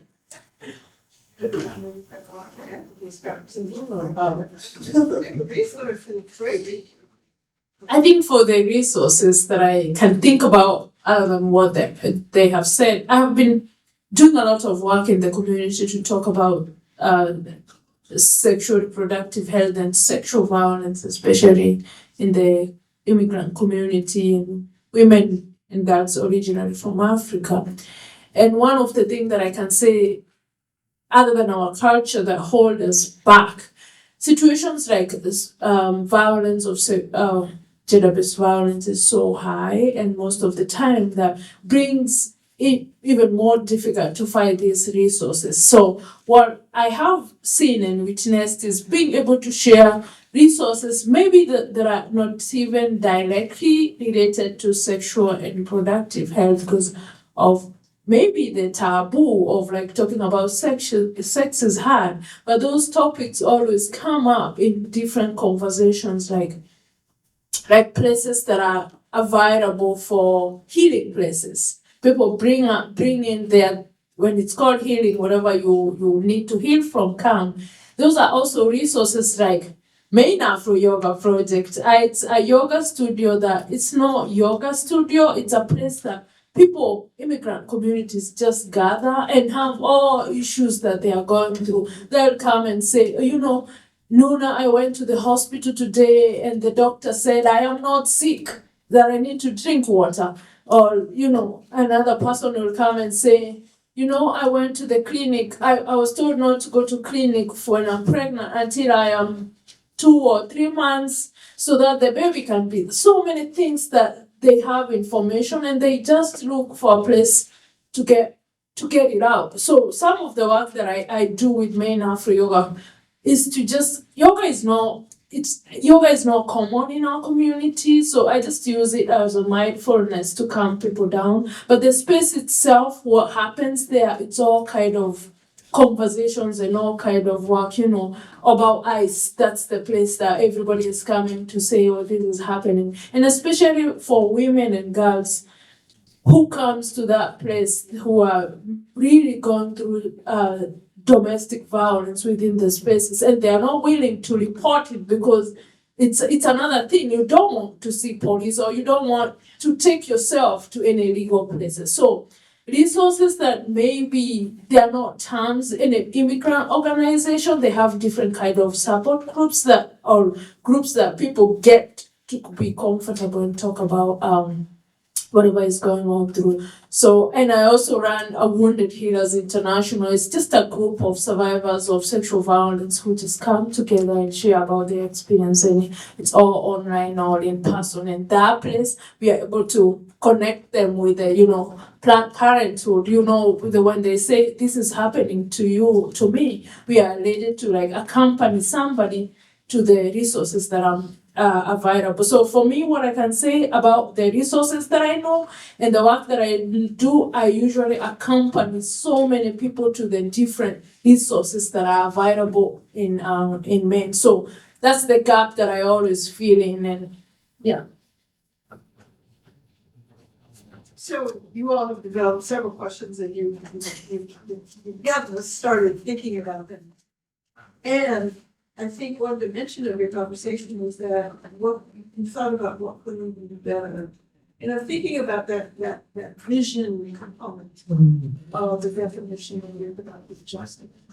As I'm listening to you talk and hearing you talk about community providing resources, community providing science for harm mitigation and care. Helping a little bit more of not just the folks who are seeking specific services around care, but those of us who surround it, who could support it. How are all of us implicated in building a world where people can pursue their reproduction in a context that is just and serving him? Yeah, do you want to start? A thing that we think about a lot, we speak about it when we go in, because we work across the country. This is our 15-year anniversary. And a thing that we started doing kind of really from the beginning was looking at how do we customize the work to the population that we're working with and like the community that we're entering. And there's a lot of conversations on that front end. And I think this connects, in my head at least, in ask people. Right? Like it's like one of our big popular hashtags, just ask. I think that there's a lot of times that we decide that we know what the most helpful resource or course of action is, and we bring it to a group of people and like, here's, take this, I fixed it for you, instead of having them be like a part of the like solution with us, right? And so I think like really making sure that like whatever that part of the community is, even if it's someone that shares identity markers with you, there's no monolithic experience for any identity, right? And so really having a conversation with people about like, all right, what is your perspective on it? What's my perspective? How those overlap? What can we actually do? So I think if we're looking for a community that is more supportive in a way that is really meaningful, I think we have to acknowledge that multiple things can be true, right? And they often are, and really allow people to have like not just their own truth, but to really acknowledge that we're all an expert in our own experience. So I think that's like the first thing that really kind of hits me on that. And then I think from there, I think when we're looking at building like healthier communities, we have to kind of think about, I'm trying to think if I want to go there now. Okay, I think we have to think about privilege, right? I think privilege is really tricky because as soon as someone hears that they have privilege, walls go up and they become defensive and it becomes this like really big tricky thing. So this like I'm giving you like a free little taste and the amuse-bouche of a thing that I do and speak about it. So sometimes when I'm talking about privilege with folks, I'm like, privilege is the equivalent of you walk in a room and someone hands you a present. So listen, you walk in a room, someone hands you a present, right? It does not matter if you had to walk 5 minutes to get there or 5 miles, you just got a present, right? It's just for whatever reason you got one. It's great. Entitlement is now every time you walk into a room, you expect a present, you demand a present, right? Oppression is you start telling other people to go into other doors so that way they don't get presents, right? Or you start taking people's presents from them. Your goodness as a person is not in question if someone tells you you have privilege, because you didn't do anything. It is how society reacted to you, right? It does not mean that you did not suffer. It does not mean that you don't have other situations where you were struggling. It just means you walk in the room and for whatever identity marker, you got a present. Your goodness as a person is not in question until it comes to entitlement and oppression, right? And why I bring that up here in this context is you really have to start listening to people when they say, oh, your view might be skewed. You have this privilege where you don't have to worry about A, B, or C thing, and I do, right? And so I think really making sure that you are not accidentally slipping into those entitlement spaces or those oppression spaces and listening to people when they say they have a different experience that makes it harder for them. They were not given a present when they walked in. Does that make sense? Yeah. Cool, thank you. I think what I see is, I think what I would like to see is a community that is doing an extra work to be more inclusive, like putting in effort within individual and intention to be better and to think this a safe community for all of us and showing up in ways that are not judgmental and being able to like I don't know, English is taking a break. I just mean like I hope this community will be able to do extra work to everybody individual to create a safe space or a safe home for everybody, that even when we are walking around, we know that you see us and you're gonna be patient with me and to figure out my language and to figure out what I need to say and to be able to know that you're gonna believe how I present my issue without questioning of how you've grown up or dismissing me because of all the other burden that we are carrying. So I hope and I see a community that we're gonna create for a safe for everybody, and that safety will be felt by everybody who is gonna be existing. So it's my hope that we're gonna continue to. It's a hard time we are right now, and it's hardship that we cannot be articulated. We cannot be able to express it in words, but we know that this community that we are here, we belong, and we are not going anywhere. And you're gonna hold the few of us who love us and want us here, they're gonna show up for us when we call for help. Oh, come on.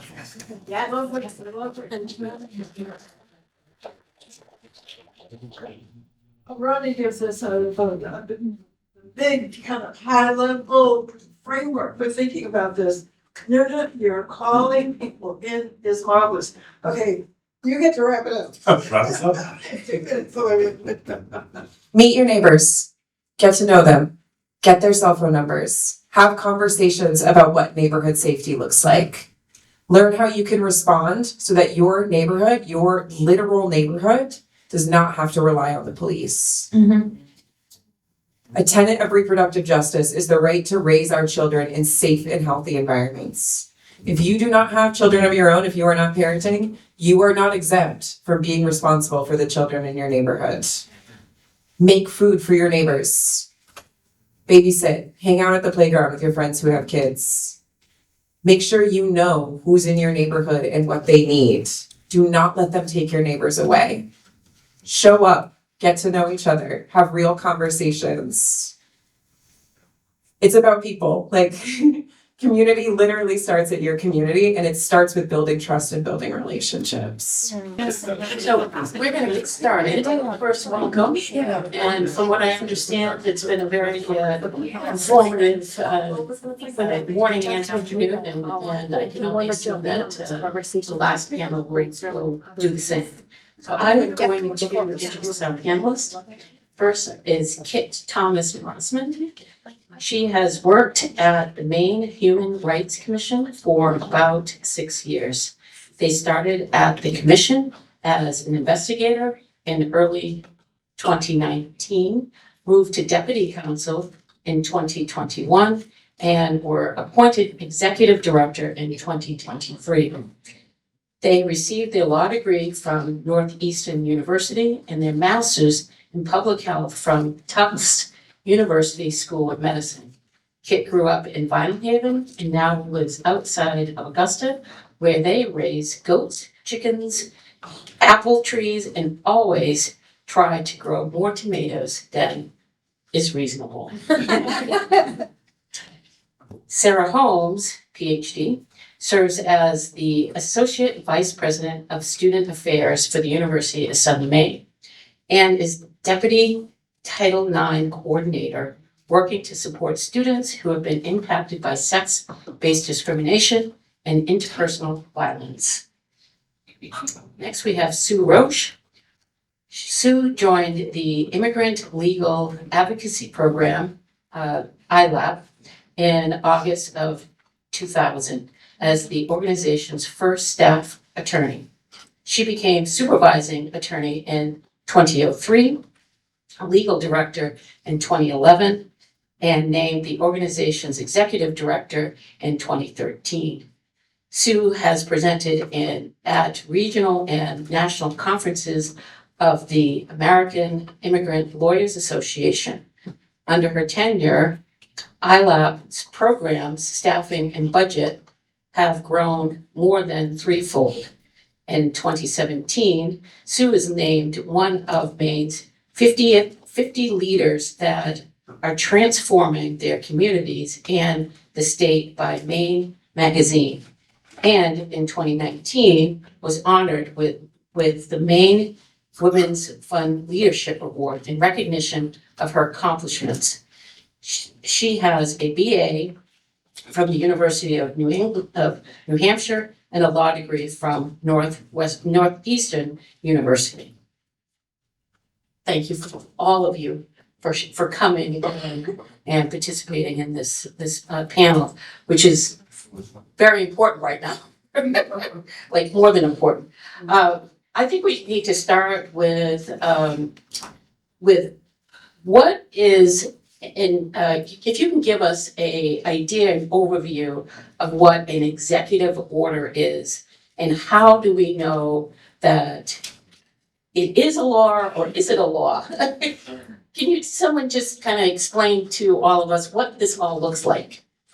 Sure, I'm happy to start with that. Thanks, that's a good question. Not necessarily a really clear answer to it. But basically, an executive order is not law, but it is a directive from the President of the United States who manages the operations of the federal government. And so, for example, in the immigration system, one of the reasons that the immigration system can change really rapidly is because there's an enormous amount of deference that's given to the president and the executive branch.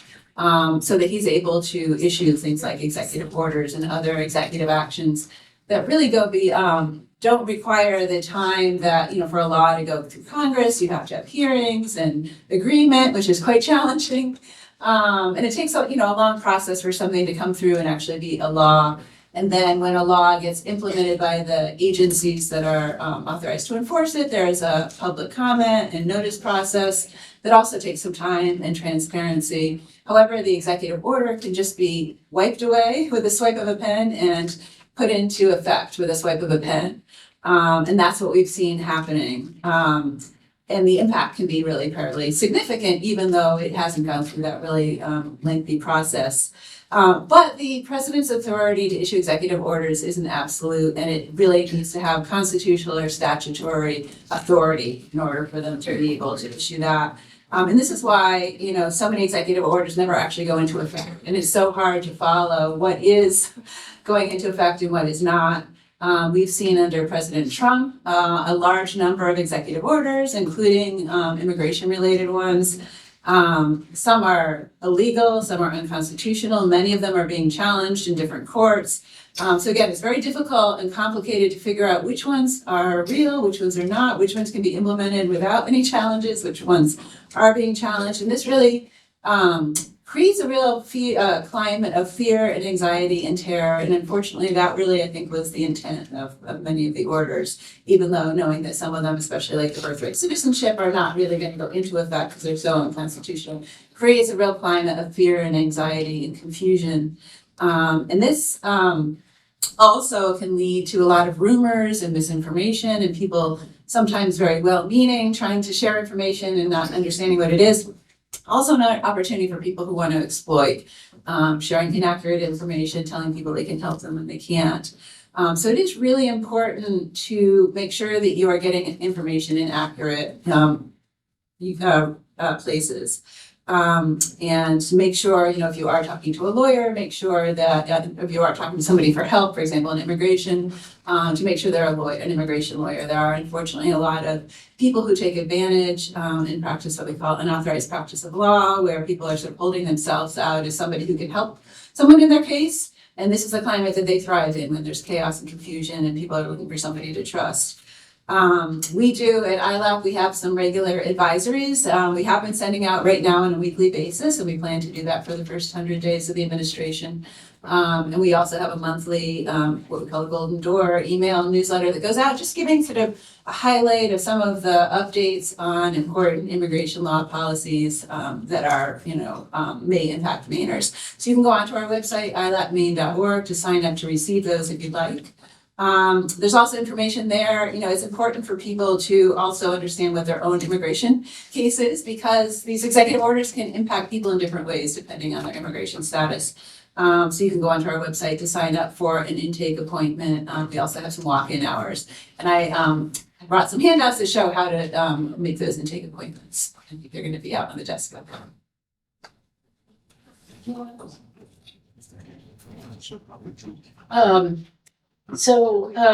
I'm going to preface this with just an overview of what we've also been listening to over the last couple of days, which was the governor's exchange with the president. And I think we've all heard that very famous quote now that's now on every t-shirt, cap, see you in court.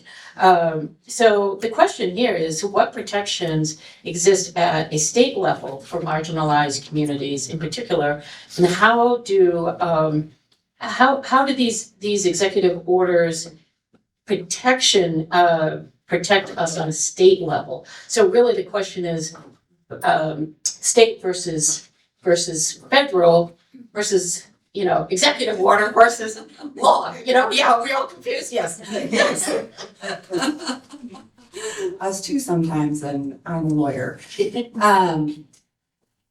I just want to do a quick poll. How many of you have even heard of the Maine Human Rights Commission? You can just raise your hand. Oh, wow. Okay, fantastic. So the Maine Human Rights Commission is a state agency tasked with enforcing the anti-discrimination laws in the state, as well as some retaliation stuff.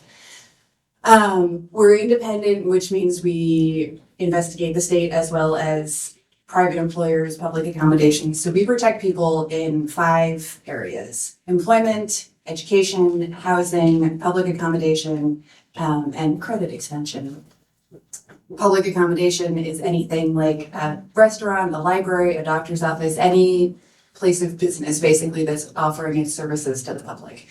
And we protect in those areas on a range of bases, but pretty much across the board on race, color, national origin, age, sex, sexual orientation, gender identity, disability, religion, and a couple of others in particular places. In employment and housing, we protect on the basis of familial status and receipt of a final order of protection.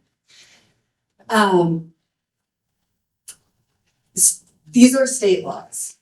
So the short answer to how are those state laws impacted by the executive orders is right now, they're not. The Maine Human Rights Act is in effect. It continues to be in effect. The Maine Human Rights Commission continues to fully enforce the Maine Human Rights Act. And right now, those executive orders have not sort of worked their way through court systems or rulemaking processes in such a way that it would impact the way that state law is enforced. That may change. We may get other Supreme Court decisions at some point down the line that impact what we're able to do, particularly right now in the area of gender identity and sexual orientation. But as of today, and for the sort of short foreseeable future, I don't anticipate that changing. I think that you were right, that these are designed to create panic and confusion and chaos and make everybody feel really, really scared. And in some areas that are sort of outside of my jurisdiction of the Maine Human Rights Commission, there are real reasons to feel that way, right? I don't have anything to do with immigration. And while those are working their way through the courts and getting challenged, federal agencies are still taking those directives as directives and acting on them. And federal agencies are taking the, I always forget the name, probably because I don't want to remember it, but the extreme gender ideology executive orders. State agencies federal agencies have taken pretty fast and decisive action on those. Everything from they disabled the pronoun function on Microsoft Teams for federal employees. They took the T out of LGBT on the Stonewall Memorial. They're really trying to erase trans folks from the narrative And so I think state agencies are really gonna have to fill that gap. And, you know, I have spoken to some of my colleagues around the country, and that is sort of what we're prepared to do. Still channeling the governor here, with see you in court. Can you explain to us what Title IX is? I can try. And if I get too far in the weeds, just throw something at me. I wrote a dissertation about Title IX, so I could talk about this for days and days. But so Title IX is, you know, it's part of the educational amendments of 1972, and it is literally like, what, 34 words, which is no person in the United States shall, on the basis of sex, be excluded from participation in, be denied the benefits of, or be subjected to discrimination under any education program or activity receiving federal financial assistance. And so it's the way that we interpret or the way that we utilize Title IX as a method of prohibiting discrimination has been interpreted based on, you know, court cases and guidance from the Department of Education and most recently regulatory processes. And so really it's kind of like, you know, we sort of figure it out on a case-by-case basis in a lot of ways. Basically, what it means is that discrimination on the basis of sex is prohibited in places like hiring, education, athletics, admissions, etc. It also is interpreted to prohibit sexual harassment, interpersonal violence, stalking, etc. There were 2 rounds of regulations that were created, again, to provide more concrete guidance. Under the first Trump administration in 2020, there was a series of regulations that changed some of the way we do things in regards to Title IX. And then there was another set in 2024 under the Biden administration. One of the most significant changes in the 2024 regulations was the very explicit inclusion of protection based on sexual orientation and gender identity. And that was one of the things that put a target on it. And so the majority of court cases to try to block the 2024 regulations were specific to those particular pieces. And in Maine, the Universal Maine System was one of the institutions that was enjoined, meaning that we could not implement the 2024 regulations. And so we continue to operate under these 2020 regs. I think the only silver lining is that, well, I guess I don't have to learn anything new, because I'm just going to continue doing what we've been doing for the last 5 years. But that, you know, and then in late January, one of the district courts made a final decision that essentially halted and eliminated the 2024 regulations completely. And again, I think the big target of that was around the gender affirming language, including in those regulations. The executive order that Kit doesn't want to remember is the Defending Women from Gender Ideology Extremism. And so in early February, the Department of Education issued what's called a Dear Colleague letter. And these are official communications from the DOE that says, you know, hey, just want to point out, this is a thing. And so you've got to pay attention to it, you've got to follow it. And they invoked that, which means that from a Title IX perspective, we cannot use Title IX to prohibit discrimination on the basis of gender identity or gender expression. And so, you know, what does this all mean at the end of the day? Title IX will continue to be used to address discrimination on the basis of sex. It will continue to be used to support students and employees who are impacted by any form of interpersonal violence. It will continue to mean that it applies to equity in athletics. And we will be relying on those state laws when it comes to prohibiting discrimination and protecting students and employees when it comes to LGBTQ+ related discrimination. Does that help? Yes. Clear as mud. Yes, no, you were very clear. You were very clear. And I'm impressed, quite frankly, about all of that knowledge and also feel for everyone in the room, but particularly for you folks trying to navigate this new system, this new crazy system. So we really appreciate your input and also educating us about what rights we have, and actually just telling us, okay, here's an explanation of what's going on.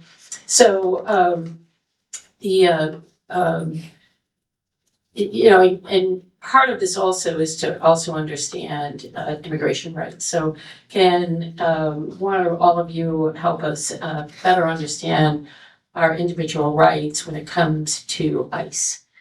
Probably in the workplace, on campus, in your libraries, everywhere. Yeah, I'm happy to answer that. And I'm realizing I should have in my first response, just give you a little background about the Immigrant Legal Advocacy Project and just what we do as an organization. So ILAP is a statewide immigration legal aid organization. We're based in Portland. We also have an office in Lewiston and a rural Maine project where we help people in rural areas of the state. We primarily do direct immigration legal services where we help people gain legal status and work authorization, focusing on humanitarian-based cases, primarily a lot of asylum, victims of domestic violence and trafficking, unaccompanied minors, and young people who qualify for special juvenile status. We also do a lot of education and outreach, which is particularly becoming very important right now with understanding legal rights. And then we do some systemic advocacy, trying to change local, regional, and national policies that impact immigrants. So in that with that background, understanding your rights when it comes to ICE is really important. And it really depends on the circumstances, whether you're at home, whether you're on the street, whether you're in the workplace. And we do have some information on our website. You can go to ilapmaine.org where we have information in different languages about what to do in each of those different circumstances. Generally, the important things are to understand that you have the right to remain silent unless you are under arrest or there's a judicial warrant, search warrant for you. You do not need to answer any questions. If ICE comes to your house, you have the right to not open your door. You could slide one of these red cards under the door, which is something that basically says that you're asserting your constitutional right to not answer questions. If you are under arrest or there is a judicial warrant for you, then you have a right to have an attorney to ask questions of an attorney before answering any of the ICE questions. One unfortunate and important thing to note is that unfortunately, although in criminal law, if you are low income, you have a right to have an attorney paid for by the government. That's not the case in immigration. You have to find either be able to pay for an attorney. In Maine, we do have ILAP. We have limited capacity, but are the only organization that can provide free immigration legal services with attorneys on staff. So that's something that, and I do have some instructions on I have a card you can look at. There's also, it's redcardorders.com. You can go on to order them. They're also available at Express Copy here in Portland. They have a template that you can have them printed out on. So I can give you more information if you have questions about that. Yes? I just wanted to clarify. So also, they need to present a printed warrant that's signed. Signed by a judge. Okay. Yeah, exactly. Yeah. And there's some real sort of more specific details that you can find on. We have them on our website. There are lots of other places like ACLU, there's like key things of knowing you don't need to say anything unless you're under arrest, and then you have the right to an attorney, and that yes, it does need to be signed by a judge, not an administrative agency. And it's also important to understand your own specific immigration circumstances, because that can really impact how at risk you are with interactions with ICE. So those who are most vulnerable of interacting with ICE are those who are out of legal status. So people who either had some sort of legal status that they lost, or people who entered the country and have never had any legal status, especially those who have been through the immigration court process and have a final removal order. Because those individuals with that final removal order actually don't have the right to a hearing with a judge, except in certain specific circumstances. They could just be picked up and detained and deported without a hearing. So those are the people who are the most vulnerable. The people who are the safest of non-citizens are those with permanent legal status. So like a green card, permanent resident, somebody with refugee status and someone with asylum granted status, not in the process of applying for somebody with asylum, but somebody who has asylum. Those are groups of people who have permission to live here permanently. Sometimes there are ways they can lose status, for example, with certain criminal activity, which unfortunately, there was a bill that Congress passed recently, the Laken Riley bill, that now means that even if you're just charged with a theft crime, you can be mandatorily detained. So any interactions with police is really risky when somebody's a non-citizen. And then there's another large category, because lots of people ask, am I undocumented or not? And it's really kind of tricky because it depends on the circumstances and whether they are considered documented or undocumented. But people we consider in sort of fragile immigration status are those with temporary status. So there's a parole status where the government will parole someone temporarily into the country. There was an executive order that has removed the possibility for people who are in these sort of categories of people who have been paroled, things that are being challenged, and we'll see where that goes. There's also something called temporary protected status, which is where people from certain countries where there's a natural disaster, civil war, something going on where people can't really be returned. There is a decision by the Department of Homeland Security that anybody from one of those countries who can prove they've been here since a certain date and meet certain requirements can have this temporary protected status where they can work and live here temporarily. Many countries have been extended for years and years, and in some cases decades. It is one of the high priorities of the Trump administration to eliminate temporary protected status. They've already begun to do so with Venezuela and Haiti. There are some challenges, so we'll see where that goes, but those are sort of temporary, those are more fragile areas because that's not necessarily a status that's going to continue permanently. And people with pending applications, they have the legal right to continue with their cases. Sometimes there can be a risk of detention during the process.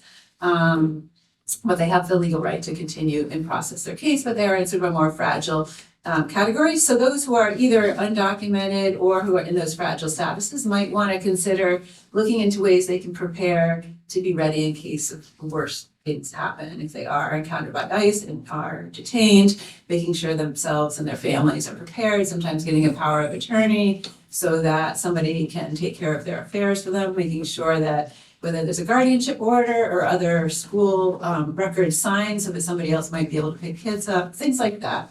But that's really just, sort of being ready in case something happens. It's really not always needed by everybody, but something people might want to think about. And then there's also rights that employers should understand in case of ICE interacting, and that's not really our expertise to be advising entities, but there is a really great resource, the National Immigration Law Center, and I have a copy, I printed out some copies of that, a great resource on things that employers need to know about ICE coming to the workplace. And one of the real key things to know is whether or not what spaces are public and what are considered private, because a public space is somewhere that ICE can enter just as anyone else from the public. And private spaces they need to have that search warrant in order to enter. And it needs to be signed by a judge. So it's a really good idea to understand what areas are private, what are public, and to have a policy and a process that employees understand and what to do if ICE does come to the office. Yeah. We do have one kind of question, it's in Ben. I read that there was an executive order from Donald Trump to remove citizenship from non-native children whose parents are non-native but were still born in the US. I want to know if that's legal. I don't know, that is not legal. That was one of the executive orders that was issued to kind of really just scare people. And it is in the courts right now. The courts so far, it's going through a court process. It really violates the Constitution because the Constitution says that children who are born here, except in very certain specific circumstances when they're like the children of diplomats, are U.S. citizens. It's a very long-standing constitutional right. The courts that have seen the challenges have already agreed with that, and that executive order has been stopped. It's still going through a final process, but that we feel very strongly is very unconstitutional and is something that was really done to just sort of make a statement or to try to scare people. That's a very good question. Thank you. There was, I think, some other question. Yes, I just wanted to ask, can ICE access your criminal record at the court so that they can arrest you? How they can get to your information? I don't know all of the information. They certainly have access to any public information, and we do see them finding, when people are in the criminal justice system. We have unfortunately seen ICE getting access to that information and sometimes making arrests outside of the courthouse. And they have access to, law enforcement databases. Susan. Many of the recent executive orders have sponsored rockets, court cases. Well, this all in the cost the American taxpayers. And as I understand it, the money that is supposedly DOGE is saving is very tiny. So. None of this is being done for fiscally or humanitarian real reasons. It's, I think, just, absolutely. There's so many economic arguments to the value of immigrants in our economy and society, not just economic benefits, but the loss of workers and the cost of detention. I mean, if you see the bill that's just going, the budget of that, like $175 billion going to enforcement at the border. If that money went into our schools and all the other things that we need money going into, it really would be a much better investment. Absolutely. There's not a real economic argument.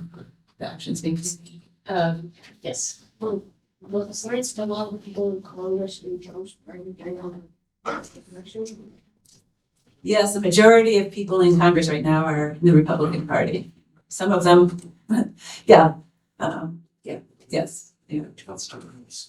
The blue shirt or I was wondering, I know in the past, that around like the public charge rule and stuff, people who were immigrants were being, or who were in process of getting legal status were being cautioned that they should be careful with cannabis use because while it's legal in the state, it's not federally. So is that something that you're also getting out to people? Is that still something to consider? Absolutely, and thank you for bringing that up. We actually have information on our website with warnings about that. Cannabis, marijuana use is illegal, under federal law, and it is something that can make you deportable, inadmissible. It can impact your ability to become a citizen. So using or selling marijuana is not a good idea if you're not a citizen. Thank you for that.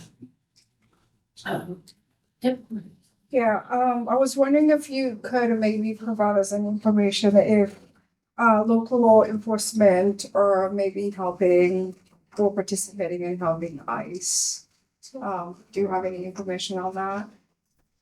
Yeah, so that is, certainly in order for the Trump administration's goal of mass deportations, it's going to require a collaboration with local and state law enforcement, and we are very hopeful that that will not happen here in Maine. There are different levels of that assistance. There are MOUs called 287G agreements that ICE can engage with local law enforcement.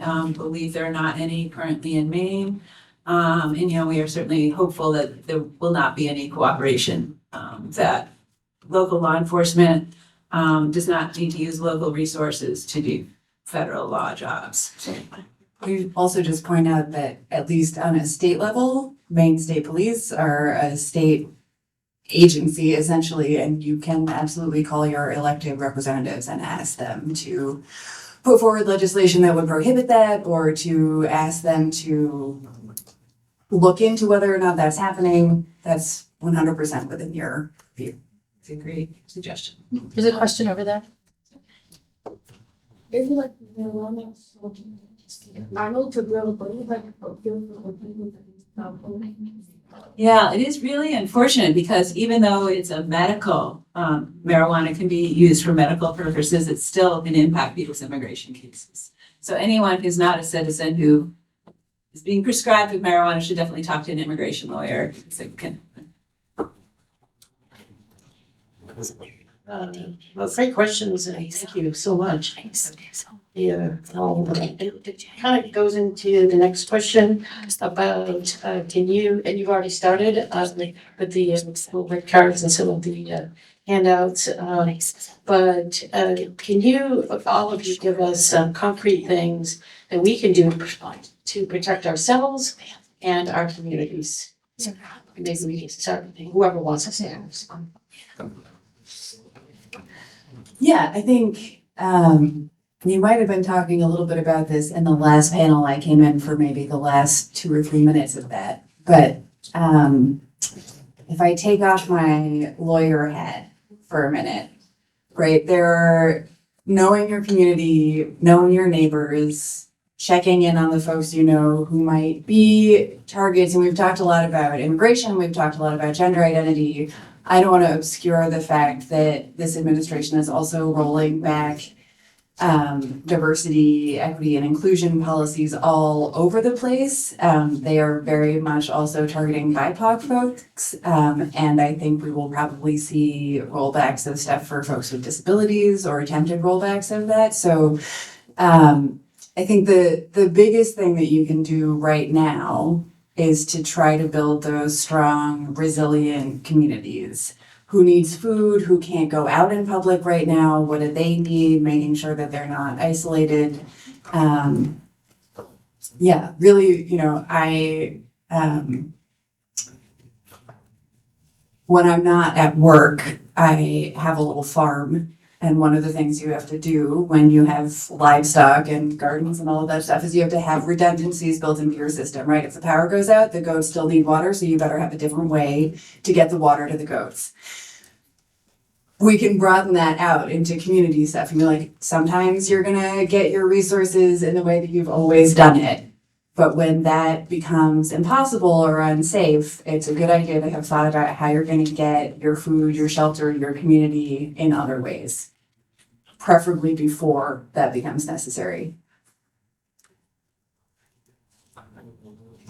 I agree with Kit, and I would say, just sort of as I explained, that knowing your rights and knowing the rights of your fellow citizens and helping to protect them. I would also say, in the realm of immigration is you can, and it's recommended of contacting your representatives. If you want to follow action alerts that can tell you different things you can do on the immigration realm, if you go on our website, there's a sign up for our newsletter that updates you both on things that are happening, but also when there's something, contact Congress because something really horrible is going to happen.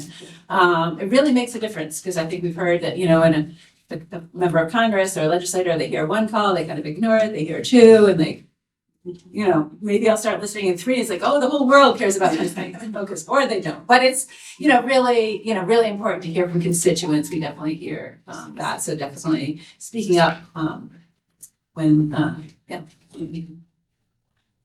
think, from my perspective, it's knowing what their resources are. So knowing what your rights are, knowing what your resources are. Here within the university system, these are things that we're paying really, really close attention to because we want to continue to protect our students and our employees and members of our community as much as we can and to be supportive.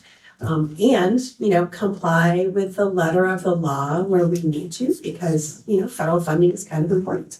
But I think for me as an individual, as a member of our community, it's knowing what the resources are. It's being as outspoken as I can as an individual, being as supportive as I can, and, sharing the information, what is available, where are the resources. And I think here at the university, we've tried really hard to do a lot of that because we have a lot of students that have these same questions. We have a lot of employees that have these same questions and how are we sharing the right information in an environment where there's a lot of panic and a lot of chaos, and how do we look out for one another? So I realized I haven't actually told you what the Human Rights Commission does on a functional level. We've been focused on the executive orders, but if you feel that you've been discriminated against, if you feel that some action has been taken against you because of your membership in a protected class, because of your race, because of your sex, because of your national origin, because of your sexual orientation or your gender identity or your disability, there's a process for filing a complaint with our agency. There's a whole investigative process. The case sort of goes through an initial pleadings, and then it gets reviewed, and then it might get sent to mediation, or it might get assigned to an investigator. That can be a long process. We can have a case for up to 2 years, which is long for the people who have filed the complaints. Is actually a lot shorter than a lot of court processes are, but it's still a long time. But that that process is available to anyone. If you're under 18, that complaint has to be filed by a parent or a guardian unless you're emancipated. But otherwise, anybody can file a complaint on the basis of any sort of adverse action that has been taken against them. Yeah. Do you have a question? We have a mic. Did you have your hand up? Did you have a question? Oh, yeah. I think someone's gonna give you a microphone so we can hear you. I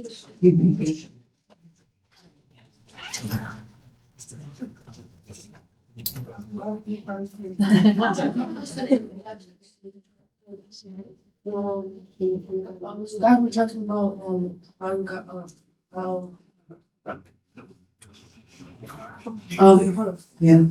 how you were helping people when they need eating, when they need help with like food or something. Didn't Donald Trump like cuss out with like Canada and Mexico and like the food like it got raised up.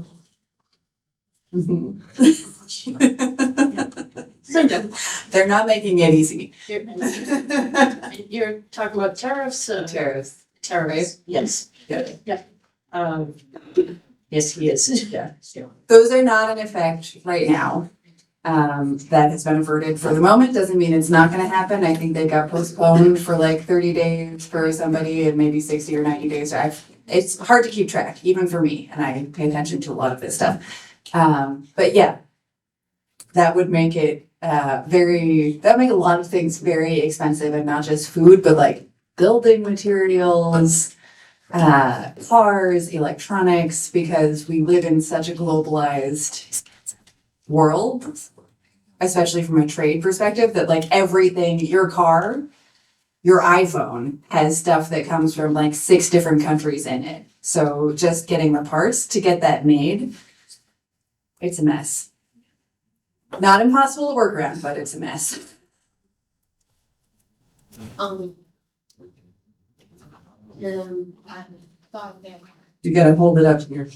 I heard that Trump threatened Canada to stop like sending stuff from Mexico, because Mexico I thought was one of the biggest like coffee producers for America, and they threatened to stop sending coffee to Canada if it did not become part of our country. The 51st state. Yeah. Yeah, I don't think Canada's gonna take him up on that. A lot of the things that are being said are kind of aligned with the way the purpose of the executive orders is to create this like fear and chaos. And so I know it is scary to hear all these things, and you are all like listening to the news a lot, impressed. But to try to, like, some of those things are just being said to scare people and to bully countries, really. And this is really outside of our areas of expertise, but I think a lot of it, although a lot of scary things are happening, to remember that not everything that's being said is actually going to happen, and that organizations here on the ground are still really committed to like helping support people, and like knowing what the local resources are will be even more important as things like that start. She's right behind me. So yeah, our wonderful students have lots of really, really good questions, and they're very smart. They're also in middle school. So I'm curious if you have any tips for kids their age on how to sort out misinformation. There's a lot of stuff out there, and it's all very frightening, but it's also, there are ways that you can find truer sources of information. So I'm curious if you have some advice for not just maybe people who are middle or high school, but any age, on kind of finding what is factual versus misinformation.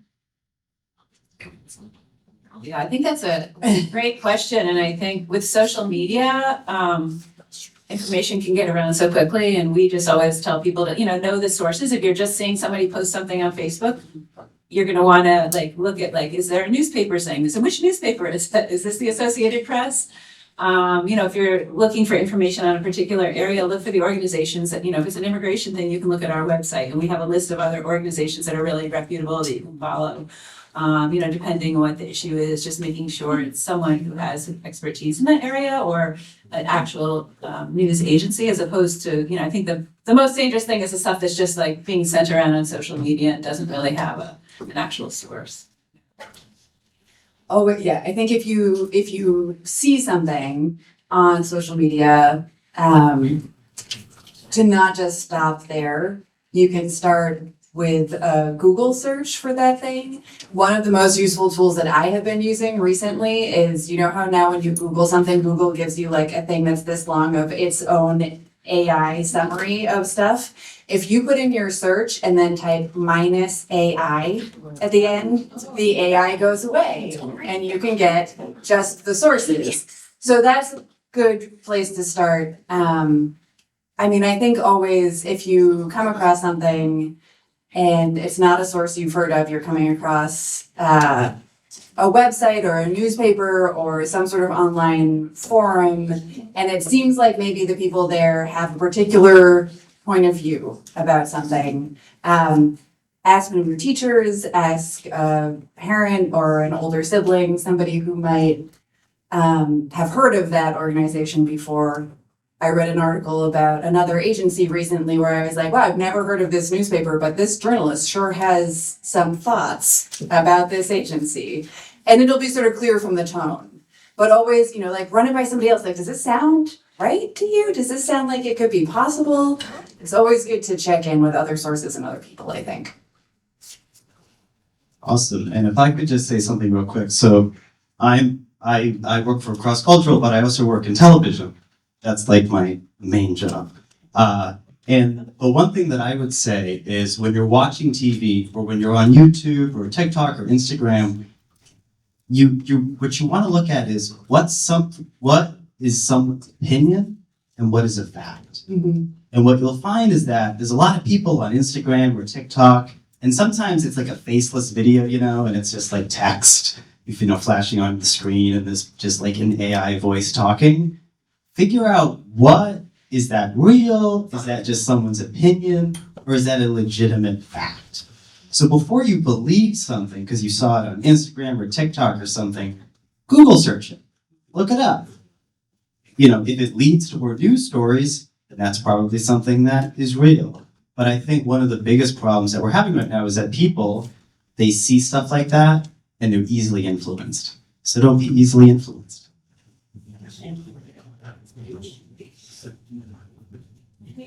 Any other questions, comments? Before we wrap up? Yes. I have a- I can help you too. Yeah, you're good.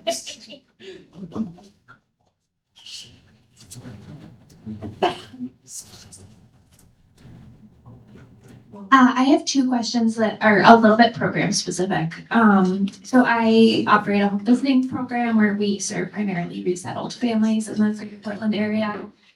There's been a lot of information for employers about if ICE was to come to like an office-based setting, but my team are out in homes and in the community and really looking for good information about who they are to that family if they are in a home when ICE comes, and I'm curious if anyone can speak to that. And then my second question being, we serve a lot of families where the adult in the home is here by themselves.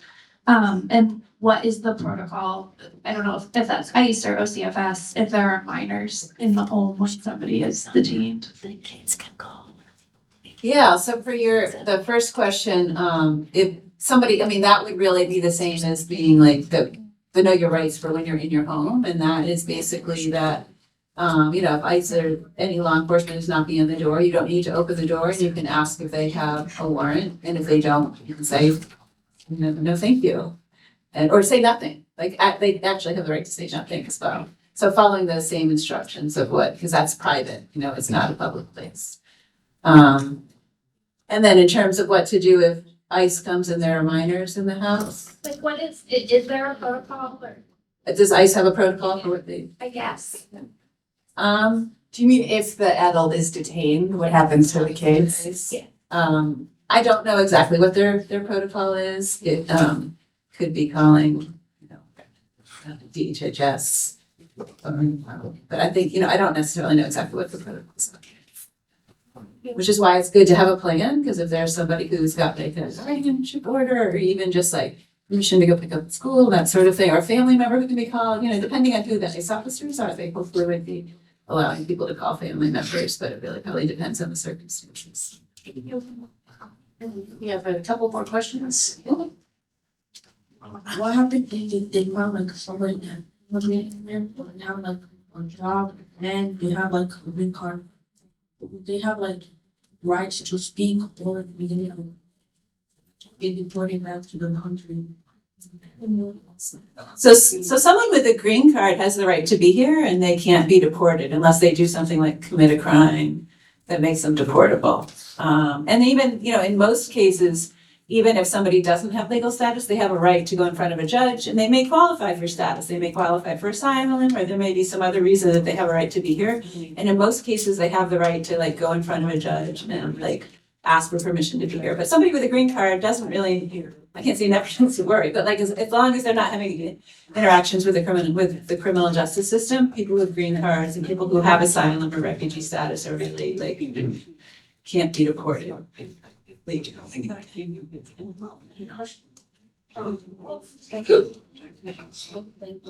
Say your neighbor, ICE goes to your neighbor's house and they start deporting the people in that house. Is it legal for you to say something? Because I know it's illegal for you to interfere with the thing physically go in front and stop them. Is it bad for you to speak up and say something about it? Yeah, so it is, there's a lot of different kinds of guidance on what to do, and it's best to not interfere in what's happening, but you can ask for who they are, you can ask for their name and their badge. You can observe what's happening and you can videotape it, let them know that you're videotaping it, but you shouldn't try to interact, and you shouldn't try to help someone run away is another thing. But observing what's happening and asking who they are, you have the right to do that. Another question for if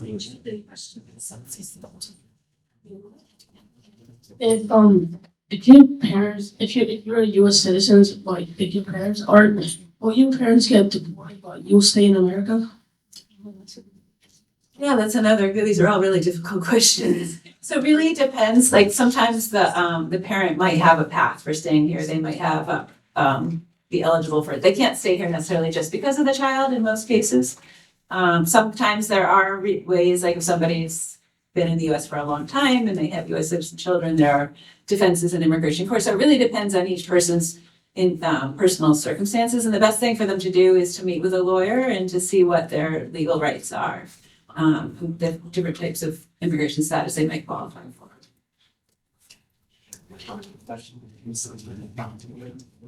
Like he was talking about, what happens if you do your abortion and you go to lose thousand and you're getting deported and you want to defend it? Do you get the rights to speak?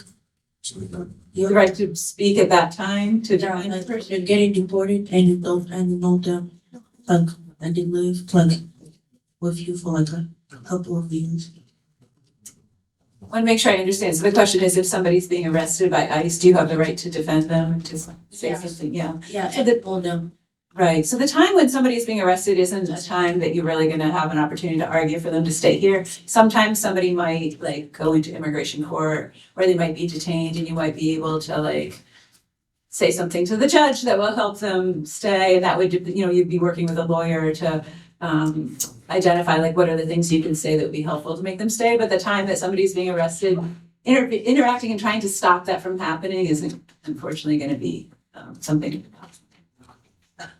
But making sure there's Yeah. I think if folks are okay with this, because I don't know if anyone else has questions, but clearly our students here have a lot of questions, and I'm wondering if you wouldn't mind talking with them afterwards, maybe at that table if I don't know who the school teachers are. They're an after school group, so Okay. we're from the Intercultural Community Center in Westbrook, and this is our after school group in August. So these are all Westbrook Hills. Oh, great, great. So if you don't mind, maybe answering some questions from the students after the panel wraps up. Does that make a lot of sense for folks? You guys want to remember your questions, so we can ask them. It's okay, you're asking great questions, we're very proud. They have great questions, absolutely. I've learned a lot from some of the questions that you asked. Do we have any other questions from other folks? Any last comments from our panelists? No. Thank you. I think one other thing I just wanted to note was, in terms of immigration, if you're looking for different types of organizations that work for and support immigrants, there are a couple of places you can find Resources. One is the Maine Immigrants' Rights Coalition, which is a coalition of over 100 different organizations that are all working on advocacy issues related to immigration. And if you go on their website, they have a list of all the different members. There's also now in Maine an Office of New Americans, and that just started a couple of weeks ago, actually. But they on their website also have a directory of all the different organizations that either provide services or do advocacy or immigrant-led groups. So that's a really great resource if you're looking for places for different types of support. What was the name of that again? The Office of New Americans. It's under the GOPIF, so the Governor's Office of Policy Innovation in the Future. Think of it as the Kurt Vonnegut office. Yeah. Okay, well, thank you so much, and thank you. Very interesting conversation. Hopefully over. And so that ends our day 2 of all of our, day 2, never mind, day 1, whew. And so that ends our day 1. It has been such an amazing and incredible day. We've had incredible speakers, and panelists and information. It's just been an incredible, successful day for us. We really, hope that you will stay. There is a networking session from 3:30 to 5. And so we're just waiting for them to put out some food, but we really hope that you will stay. Enjoy the kids, ask questions if you have them, enjoy yourselves if you have questions or you want to get to know some folks. But we will be here until 5 if you want to hang out with us.